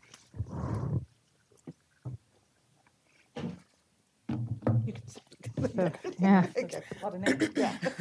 A lot of people were in here. I'd like to know you were the last name called, but A lot of them were Williams friends. they're fans. They heard his poetry and they wrote no. Okay, so it's Diane Lucas. Yes. Please begin. Hi, good evening. My name is Diane Lucas. I am the Social Action Chair of the East Kings County Alumni Chapter of Delta Sigma Theta Sorority Incorporated. I want to be clear that I'm testifying in my capacity as Social Action Chair of that organization and not in my capacity as an attorney at the New York State Attorney General's office, to be clear. So I want to thank you for the opportunity to be able to provide remarks today. For more than 100 years, Delta Sigma Theta Sorority has tirelessly advocated for the improvement of economic, educational, and health programs in communities nationally and internationally. It is a nonprofit organization, and our organization has long recognized that voting is a fundamental right and is committed to enabling others to exercise this right in every election. Our chapter, the East Kings County Alumni Chapter, serves the eastern portion of Brooklyn. That includes Ocean Hill and Brownsville, Bushwick, Highland Park, Cypress Hills, East New York, New Lots, Spring Creek, Starrett City, Williamsburg, Coney Island, Sheepshead Bay, and Canarsie. In June, East Kings County was awarded a grant of $1,500 from New York City Votes. We were awarded that money in order to host a community candidates forum in the 43rd District City Council. For the 43rd District City Council election. And this district, as I'm sure you know, includes Bay Ridge, Dyker Heights, Bensonhurst, and Bath Beach. The forum was held on September 7th at the Bay Ridge branch of the Brooklyn Public Library. We are very grateful to be able to have gotten that grant. Because of that grant, we were able to significantly expand our voter outreach efforts and encourage voters to turn out for the primaries as well as on election day. We used part of that grant funding to do paid advertising on social media, targeting potential voters by their zip code. And we also widely distributed flyers throughout the district, which, as you know, is a very widespread district. Further, we partnered with the Arab American Association of New York, which helped to advertise about the forum to its membership. The forum was very racially and ethnically diverse, as well as very well attended. It was standing room only. We also had a wide audience via Facebook and Instagram Live. Some of the main issues that were discussed at that district forum were transportation, community safety, increasing local jobs, affordable housing, police community relations, particularly with respect to the Muslim community, and whether to maintain memorials with ties to slavery or racism. The 4 candidates that were in attendance discussed how they would address those issues, among others, if they were elected. In addition, we partnered with several community organizations for 2 additional community candidates forums, and those were in the 41st District, which includes Ocean Hill and Brownsville. These organizations that we partnered with were Ocean Hill Brownsville Coalition of Young Professionals, Ocean Hill Brownsville Neighborhood Improvement Association, and the First Baptist Church of Brownsville. They were held on August 30th and September 6th. And in those forums, those two forums, the candidates discussed the increase in homeless shelters in those communities, affordable housing and gentrification, supporting small businesses, closing Rikers Island, mental health services, and access to healthy foods, among other things. The forum attendees expressed their appreciation for these forums as a much needed opportunity to learn about how these candidates would address these issues that are of the most importance to them and impact them on a daily basis. These forums were conveniently located within walking distance or short commuting distance for many community members. And it was clear that these community candidate forums made a difference. And the fact that we had the funding to be able to put on these forums made a difference. And we think this is vital to increasing voter turnout as voters feel more invested when they actually know what's going on and they actually hear from the candidates. We also found that partnering with community organizations, particularly ones that we haven't in the past, helped to increase turnout to these forums from a broad range of demographics. So we intend to continue partnering with these community groups and others in future voter outreach efforts. In addition, we have conducted a number of Get Out the Vote efforts in central areas to promote voter turnout. Excuse me, on August 11th, our organization partnered with New York City Votes to participate in the summer stroll in Bay Ridge to do voter outreach and register voters. We also hosted a voter education and Get Out the Vote event in East New York in October. And there, that was at the Broadway Junction stop in East New York. And there we focused a lot on the Constitutional Convention, because a lot of people didn't know what that was, and really encouraging people to go out and vote. Lastly, we want to address some reoccurring issues that we've seen at the polls and during our voter registration and Get Out the Vote efforts. Some of our members have complained about poll worker instructions to voters. For example, our members have said that many poll workers do not instruct voters to turn over the ballot and to let them know to fully complete the ballot.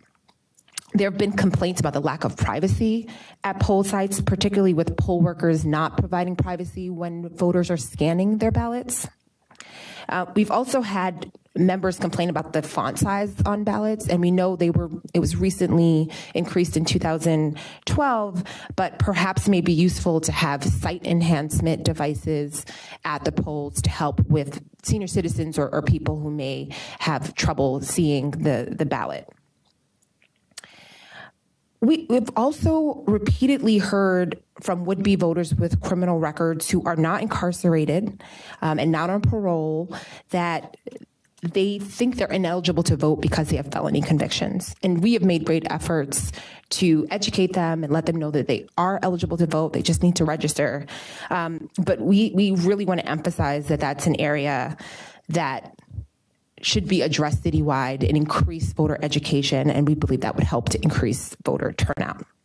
So we want to thank you again for the opportunity to be able to speak about these issues, and we look forward to partnering with New York City Votes in the future. Thanks. So one of the things that you can definitely do in the short term, and it's just to help to get the information out. The device that one of the prior speakers discussed earlier is not there just for people with profound disabilities. You can use the ballot marking device to essentially, if vision is the issue, you could raise that up the same way that you could do for any document that you would have on your computer and adjust, zoom in, zoom out, and really be able to read it better. I would suggest also that there are magnifying devices at the privacy booths as well. They're not the best, such as they are what we have, they're there as well. And we're looking at poll site organization with respect to that position, we call it the scanner clerk. We're looking at that and what we need to do moving forward, whether we use those folks somewhere else or it was a necessary position in the old days when you had the lever machines, especially in primaries, because the dial on the side of the machine had to be set for Democrat, Republican, Liberal Party, in order to set it up for the primary vote. It's been kind of a vestige of that, and we're going to discuss with the commissioners, whether it's necessary, because we find that most of the poll workers, the vast majority of the poll workers are well-intentioned, but sometimes they get unintentionally meddlesome or crowd the voters because they're standing right there, and people don't like it. So, but thank you for bringing that all to our attention. Thank you. Nathan Larson? Wait, I think we skipped somebody. Did we skip? I think Eleanor DePalma. I think we skipped Eleanor DePalma. I'm so sorry. Okay. No, it's okay. No, I'm sorry. I just so we don't skip her permanently. I didn't mean, but you're sitting there. I didn't want you to be skipped completely. Okay. Okay, thank you. Yeah, just please go ahead. Thank you. My name is Eleanor DePalma, and I want to thank you for the opportunity for us here to voice our concerns and comments about the voting process. I'm a longtime New York City resident, daughter of Italian immigrants. My grandparents and my mother were born in Italy, and they didn't have the benefit of translated materials, which now in my career at the New York City Department of Transportation, I have the honor of directing the Language Access and Customer Service program. And I just want to applaud the New York City Campaign Finance Board for the first for this space and this time for all of us here to voice our concerns, and for us to feel comfortable to do that, because voting is such a vital right, and it's going to make such a grave difference, as we heard from former speakers, need for total reform and such. But I want to acknowledge the voter assistance team at the board, and in particular, Anita Coward-Mayers and Stuart Armstrong. And Stuart Armstrong and their team for providing excellent training assistance to the DOT. And I imagine because they've done for all the city agencies, that has really made a difference for myself in my role as the director of language access, and because I think that the resources that they've provided, the guides, the training sessions, meetings with other city agencies, materials that Stuart has sent us through the email, so we can update our website. We have around 500 pages on our DOT website, and we managed with their help, with Anita's help and her team, putting up the graphics, simple things, deadlines for voting, and this information gets out to not only our employees, but to the members of the public who visit our site, and also because they have given us electronic material. We managed to develop a computer-based training for our employees who have face-to-face contact with the public. DOT has public service centers throughout the 5 boroughs. So when they come in for, say, a permit application, we have those forms available. And we provide the assistance, and we do the training on a yearly basis for the employees, so they know, what to say, what not to say when they're assisting our walk-in customers. So I think that that's just about it. I wanted to just acknowledge the work that you're doing, and say that it has had an impact on DOT, and I'm sure members of the public. So thank you. Thank you.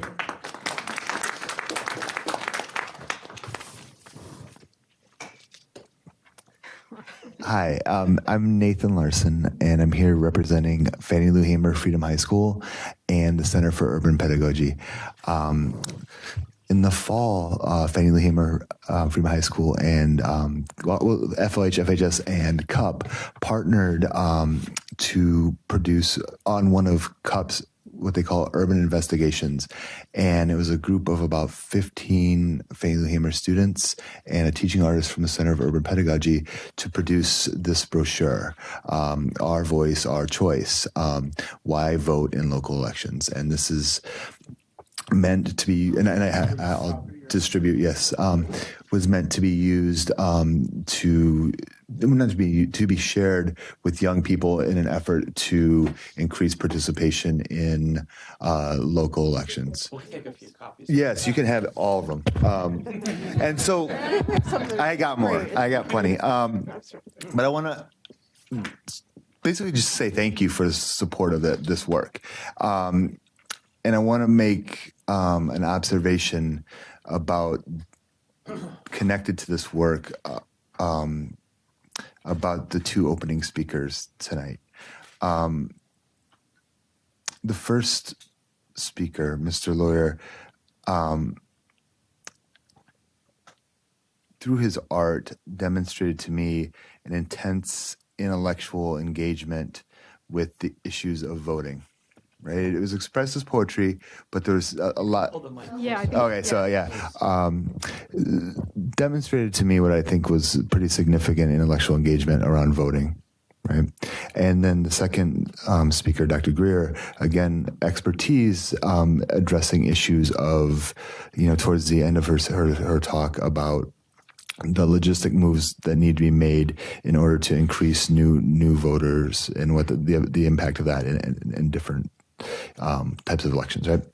And that got me to thinking about the experience that I saw with the young people who created this document.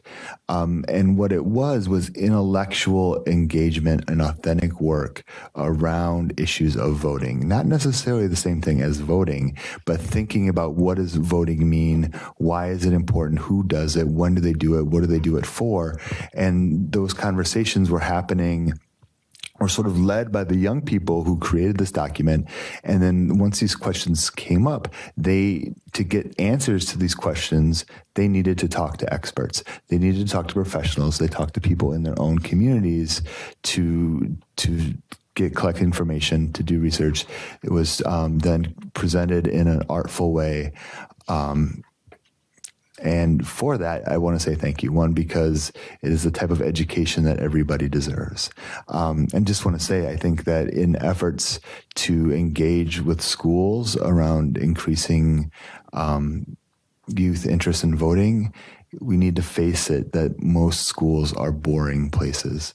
And the engagement that you're likely to get around voting is probably about the same amount of engagement that the kids are going to have in school, which is remarkably low. So thank you for this. This was not that.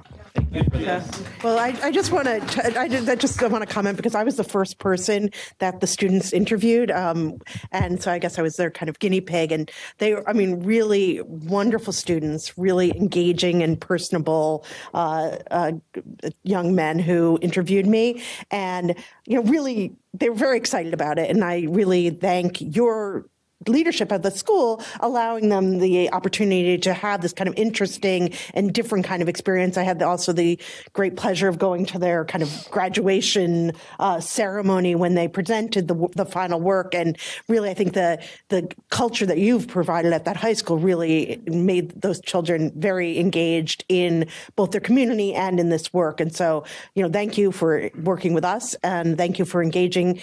This is if you guys can look through it later, but it's a wonderful book. And I want to just also thank Katrina Shakarian, who from our staff, who was the coordinator for this whole program. Can I add one more thing? Yeah. I think connected to that, the book itself is an artifact that can be used. And so my school is Fannie Lou Hamer Freedom High School, and this year is the 100th anniversary of her birth. And we've been celebrating her work throughout the year. And so these same students, Francisco and Terrence, hosted an event in November, right before the election. And this this artifact, this work that students did, was the center point of a broad community conversation. So it can be used in many, many different ways, and will be. Thank you, Nate. Okay. Let me get close. Can you hear me? Yeah. Okay. Excellent. Good evening, and thank you to the members and staff of the Campaign Finance Board for the opportunity to testify. My name is Kristen Rouse. I'm an Army veteran, and I'm also founding director of the New York City Veterans Alliance.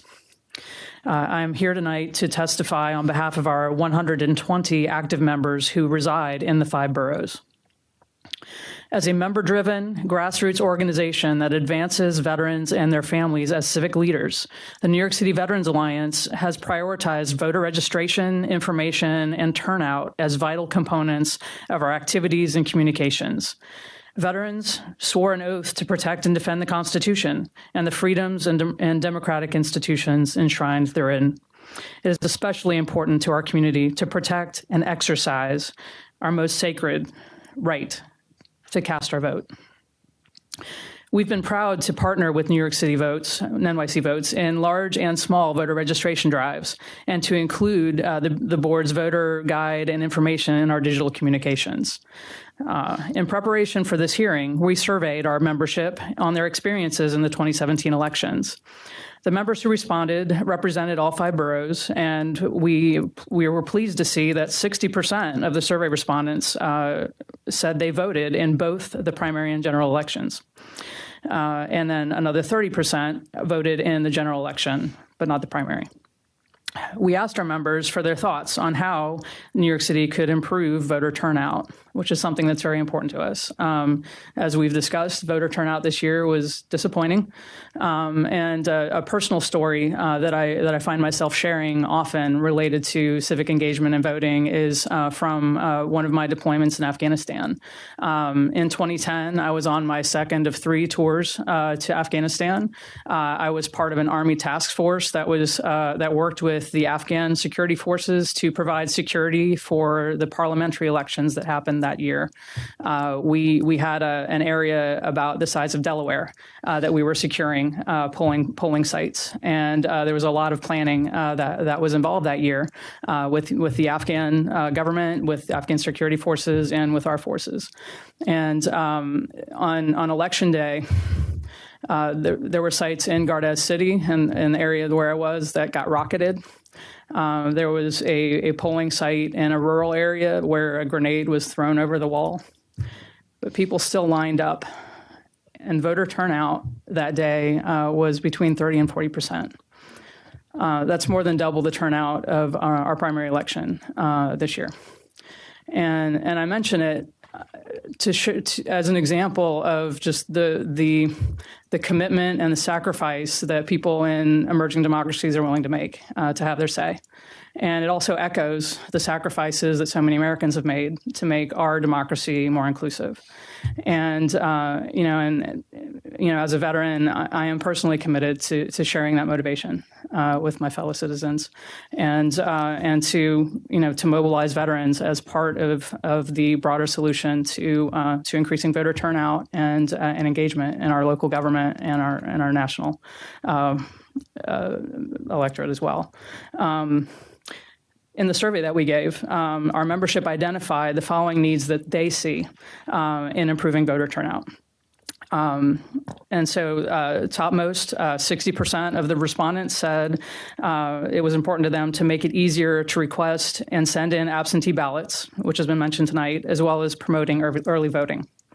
Overwhelmingly, they saw that as the top solution. Our members, 40% of our survey respondents said that it was important to make it easier to find information about candidates before the election. And that's something that both the Campaign Finance Board and all the community organizations in the room, we can continue to work better on that. 35% of our respondents said less restrictive voter registration deadlines. We've mentioned same-day voting. Some of our members wrote that in and said we need to have that. Reducing the barriers to registering and getting out and voting. And 25% of our respondents said that they needed more information about poll sites and processes ahead of the election. Our members identified in the survey overwhelmingly that they found voting to be easy and painless. But a few of them did raise issues about problems with voter rolls and poll workers who appeared uninformed in what they were doing. Our members also expressed a mixed level of confidence in the Board of Elections and how they've been managing the New York City's elections. We asked just for a general thermometer, 1 to 5 smiley faces. How is the Board of Elections doing? What is your level of confidence? And the overall average was 2.8 out of that 5. So just to give you a thermometer of how our membership is feeling. We can make the survey results available to you later this week. I come to you with analog technology today. But our organization is just over 2 years old. And as we grow, we look forward to working with NYC Votes even more, as well as partnering with many of the organizations represented in the room. You can find us at nycveteransalliance.org on the internet, on the interwebs. You can find us on Facebook at NYC Veterans Alliance and Instagram and Twitter, NYC Vets Alliance. So find us. We're there. We're broadcasting civic engagement and activities for veterans in New York City. On behalf of the New York City Veterans Alliance, I sincerely thank you for this opportunity to speak to you tonight.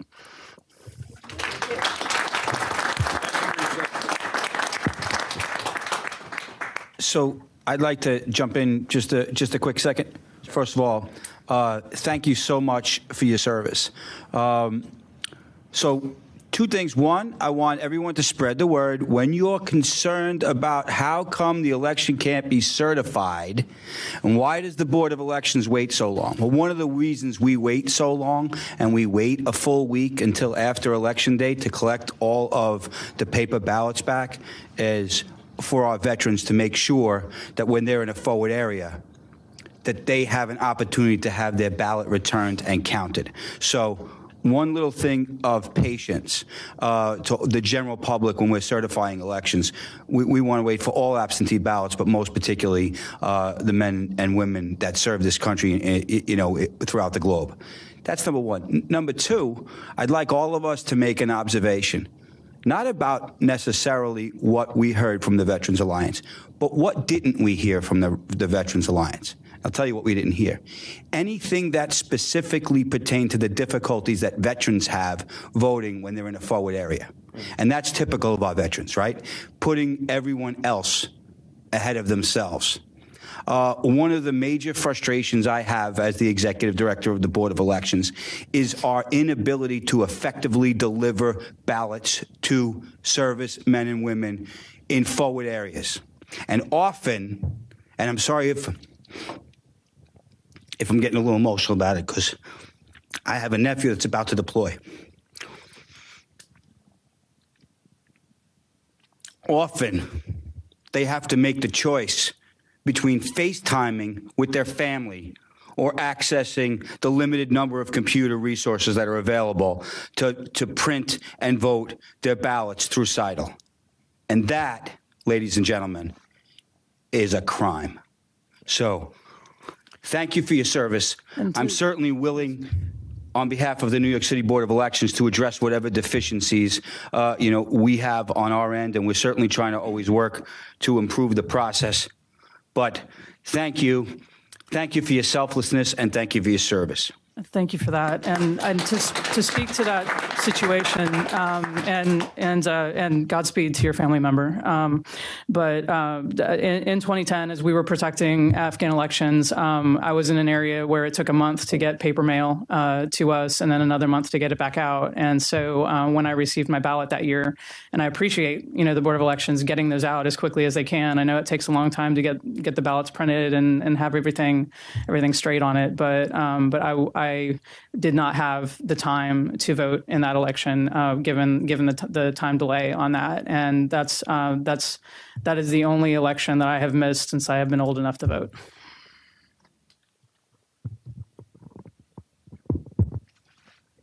Kristen, it's always good to see a fellow Truman person. Would it be? Have you gone up to Albany with New York City Votes? No, it's lovely this time of year. So I've heard, but if we're able to fit that in the scope of what we're doing. In the springtime, what date are we going? May 8th. May 8th. Your In May, it's nice. what your remarks, I think, will resonate with people who currently control. I think will resonate with everyone, but I think maybe more persuasive, and fill a gap. Quite frankly, at least I've not seen any veterans groups go thus far to Albany with us to advocate on these issues, because I mean, ballot access and timeliness and all these other issues you've raised are critical. And your voice, your experience, your credibility, your authenticity is paramount. And I think it is. I think it would be a wonderful addition to the voices of everybody else. There's bus loads of folks who go up to meet with elected officials because most of these changes need to come from Albany, and I think you guys could lend a tremendous voice to this. That's why we're here. Thank you. I think we have one more person. There is. John DeLuper.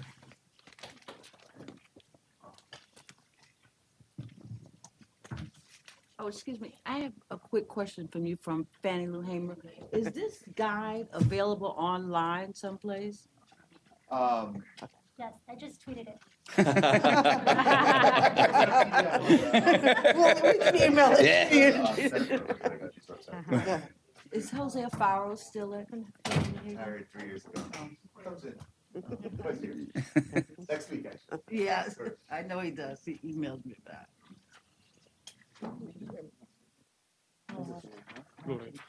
Okay, I wasn't sure if you were calling up other. Okay. Push the button. And could Corey Ortega come up and take a seat as well? Okay. Hey, how are you?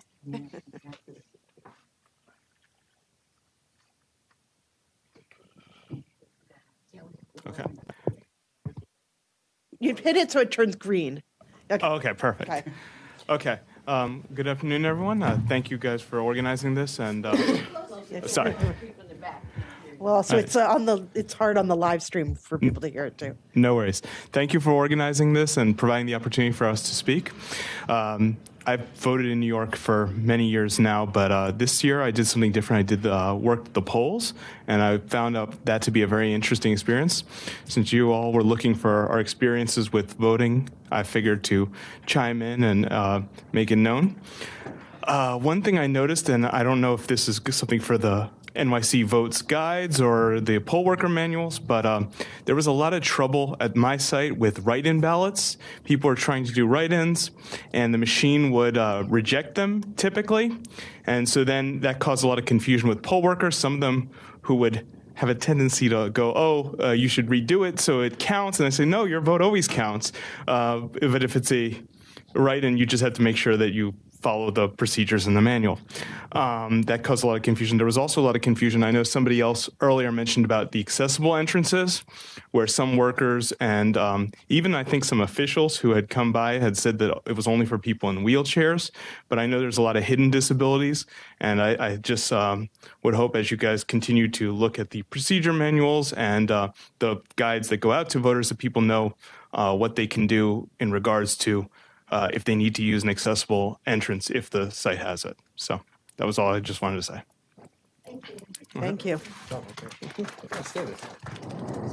the site has, all sites supposed to have accessibility? I think you're right on that. I didn't have my manual in front of me, but yeah. Yeah, but it caused a lot of confusion, especially for people with like strollers too. There were a lot of people who wanted to use those, and then people were like, "Oh, but if you need a wheelchair," and people would be like, "My knees." And I think that the poll workers and the voters were able to work it out, and people did come through it. But there was a lot of just confusion. So essentially, what you're saying is that people should be allowed to use the accessibility entrance without being the disability being physical, right? Yeah. You can have a knee problem, but you could not be using a walker or in a wheelchair. Yeah, there were a few people who mentioned that that day. So yeah, and I just felt really bad for them, because if you're having trouble in the ramp helps versus going upstairs. Right. Yeah. So the short answer is any voter can use any entrance. Okay. The longer answer is getting that effectively communicated to all the moving parts in an election process, which, sometimes it could be the custodial staff, it could be the Board of Elections poll workers that aren't, giving the proper instruction. Sometimes it's the security staff, whether it be in a private site or, or the police department. There's a lot of hands in this.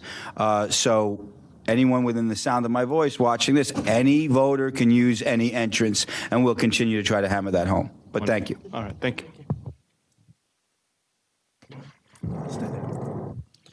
Hey, how you doing? My name is Corey Ortega. I'm the Director of Civic and Government Affairs for the New York City Veterans Alliance. I'm going to speak about three things. Our Get Ready to Run program, speak about the work we've done with CFB and with regards to Get Out to Vote, and lastly, about building capacity on Election Day to handle the voters that we may have registered beforehand. So with regards to Get Ready to Run program, and I'm going to read this short introduction, then I'll go into the rest. The purpose of Get Ready to Run is to prepare men and women who are committed advocates for the veteran community to broaden their skills and knowledge in civic leadership. And this is the result that we have for our members to get ready to run for public office anywhere from 2 to 5 years. Within that program, we've had, and Kristen already spoke to that, worked with CFV for voter registration from that fellowship. When we did it before in Civic Hall, and then in August of last year, we had anywhere from 15 to 20 veterans registering everyone, not just specific to veterans, but we want to make sure that our veteran community, and especially our members, take that leadership role in civic engagement. With regards to CFB and Get Out to Vote, we want to play, our program has different stages in terms of the civic leadership of our veterans and their spouses. The next step we want to take is to be more active in the GLTV efforts with CFB, which is nonpartisan. You're basically phone banking from here. A lot of the traditional steps when it comes to campaigning, but you do it from the city's point of view for everyone, just to get voter turnout. So that's something that we look forward to next year as early, I believe we have a congressional race, so that'll be June, before that petitioning, so somewhere in May. Then with regards to GLTV, now building capacity, right? So we've spoken about what we need is to get the voter out, right? But what happens, and we've had mixed conversations, what happens when the voter does come out and they come out to the polls? What I know from my personal experience working in government and campaigns, and Mr. Ryan can attest to this, the Board of Elections is always looking for poll workers. They've never been made whole. There's anywhere between, and I'm only speaking for the county, for New York County, Manhattan, there's anywhere from 500 to 1,000 poll workers that we never get to hit that mark for New York County. And what we have done from the New York City Veterans Alliance perspective is take that same program, Get Ready to Run, combine with civic leadership, and have our members sign up as poll workers. We're very fortunate, two of our fellow members, Lena Lopez and Manuel Rodriguez, Army and Air Force, respectively, signed up and were assigned to poll sites in West Harlem together. And they woke up 5 o'clock, 4 o'clock in the morning. They showed up at 5 o'clock. They were ready. They had received training beforehand. They passed their exams. They were notified.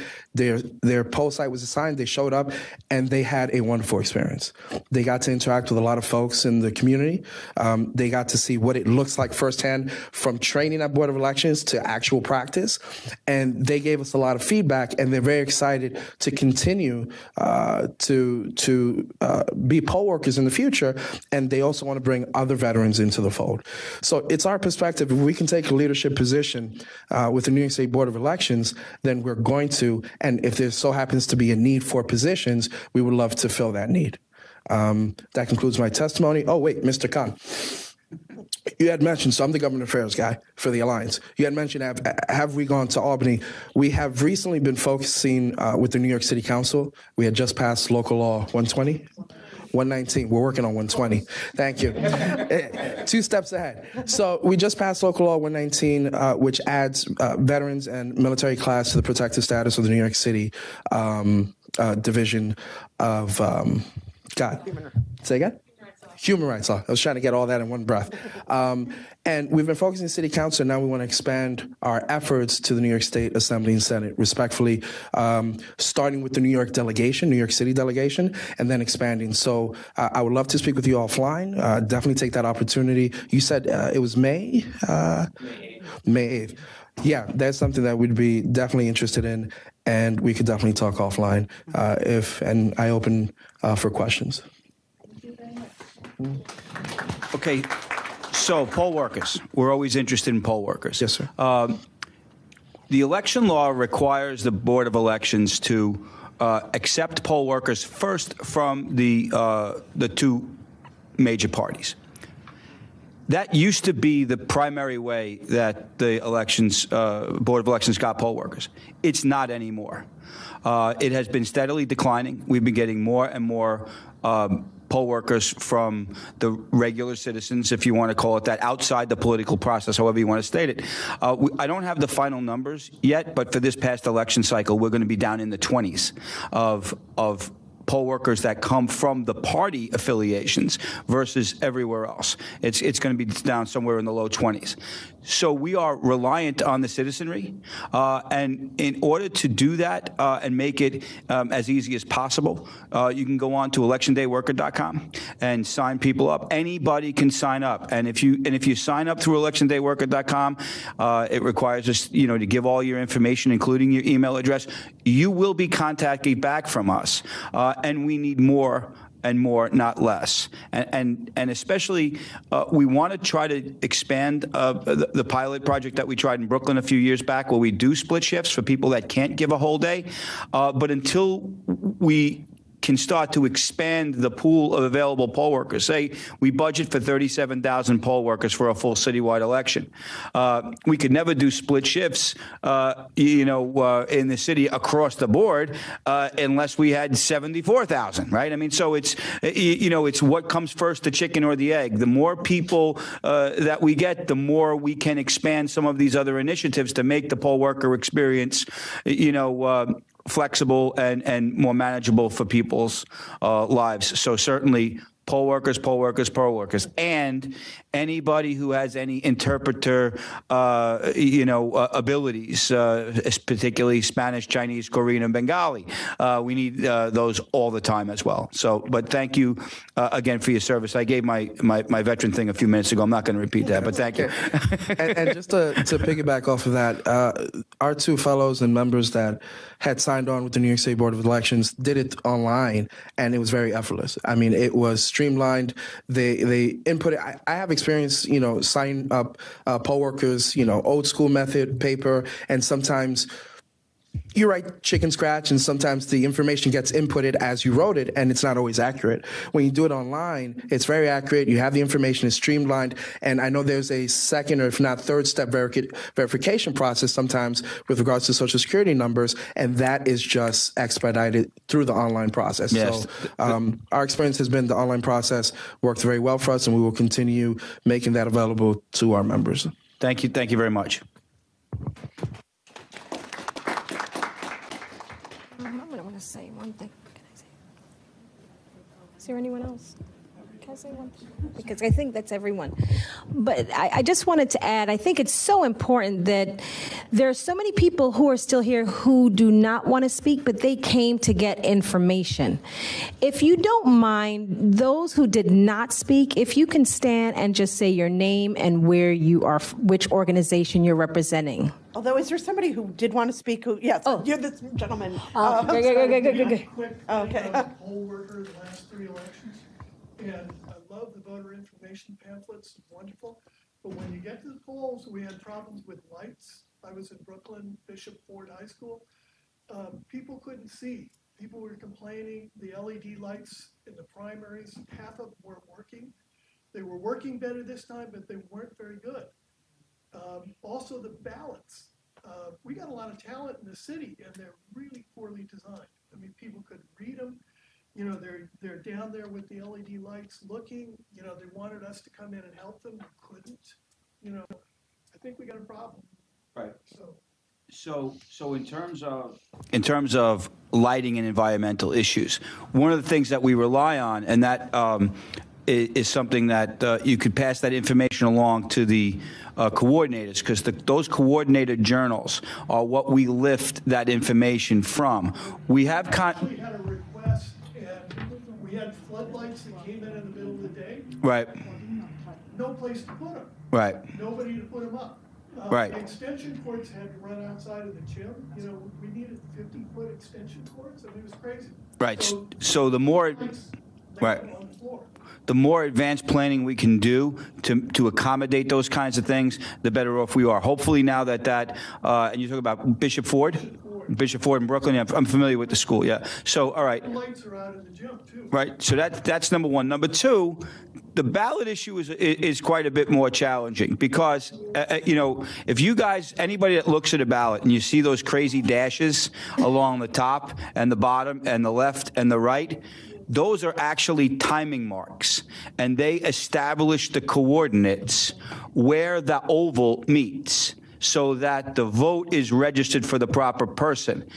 So when we do ballot design, it's not like designing a Word document and you could make it fancy and move things around. It's kind of rigid, and we're stuck with what we got often, and compromises have to be made. Designer might help because you know Right. the old ones with the levers, so much more easy to remove. Well, no question. So there are new generations of voter machines that will be able to keep the paper record, but not necessarily with this big paper ballot. And hopefully the next generation of these electronic voting machines will resolve a lot of the issues that you're talking about, where you would be able to vote via touchscreen, then print your choices up and then scan your choices. So we still have the best of both worlds. We have the electronic assist, but then the paper backup in case there's any discrepancies. So, but that requires state action. So we got what we got right now, and we're doing the best we can under the circumstances. But we hear your complaints all the time, and it's good to hear them because it just reinforces the fact that we keep beating our head against the wall to get things moved forward as well. But thank you.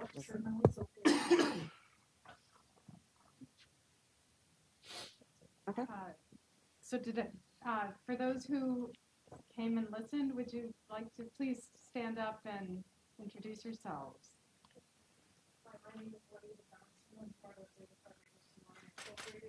And we do a lot of work with New York City Votes, and our chapter is Delta Nu Zeta chapter. I'm Latoya White, and I'm also from Delta Nu Zeta chapter, Zeta Project Sword Incorporated, and I'm part of the social action. I'm a social action member. Hi, my name is Brian Griffith. I'm the chair of Sipping Gate for the New York branch NAACP. My name is Mary. That's okay. Yeah, look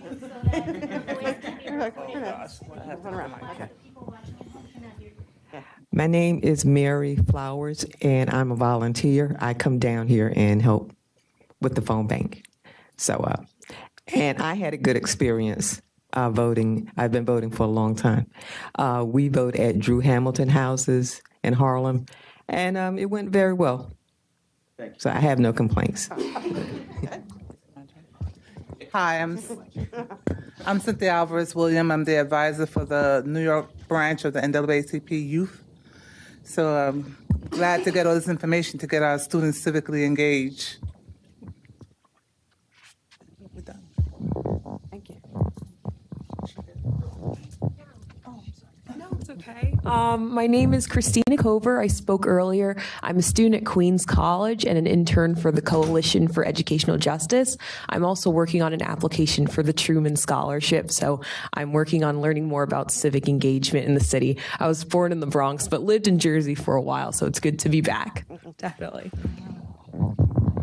Hi, good evening. I'm Olivia Meyer, and I'm the Director of Operations for the New York City Veterans Alliance. Hello, my name is Mike Munoz. I am a Army veteran and a member of the New York City Veterans Alliance. Hi, good evening. My name is Cameron Bryan. I'm from Queens, New York. I'm also a poll worker. I attend Medgar College and brought a few of my peers. And I also do an internship with the Du Bois Bunch Research Center, and I just want to say hello from Professor Mears, and that's all. Yeah. Thank you. Yeah, what about Professor Flateau from Du Bois? You're from, you forgot. Oh, Right. I know, but John is also. Well, is there anyone else? I'm sorry. Is there anyone else who took the time to be here? Please, yeah.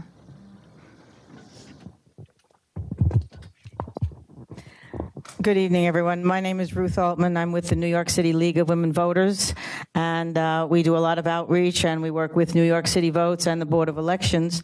We also do voter registration, trying to teach people how to run a voter registration operation, and we're always available to meet with groups and teach you how to do that, and we have a traveling crew, so we can go to different locations to help train you and your cohorts in how to do voter registration in your area, in your community, or with your group.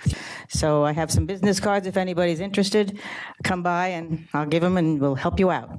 Thank you. Thank you. Thank you. Oh.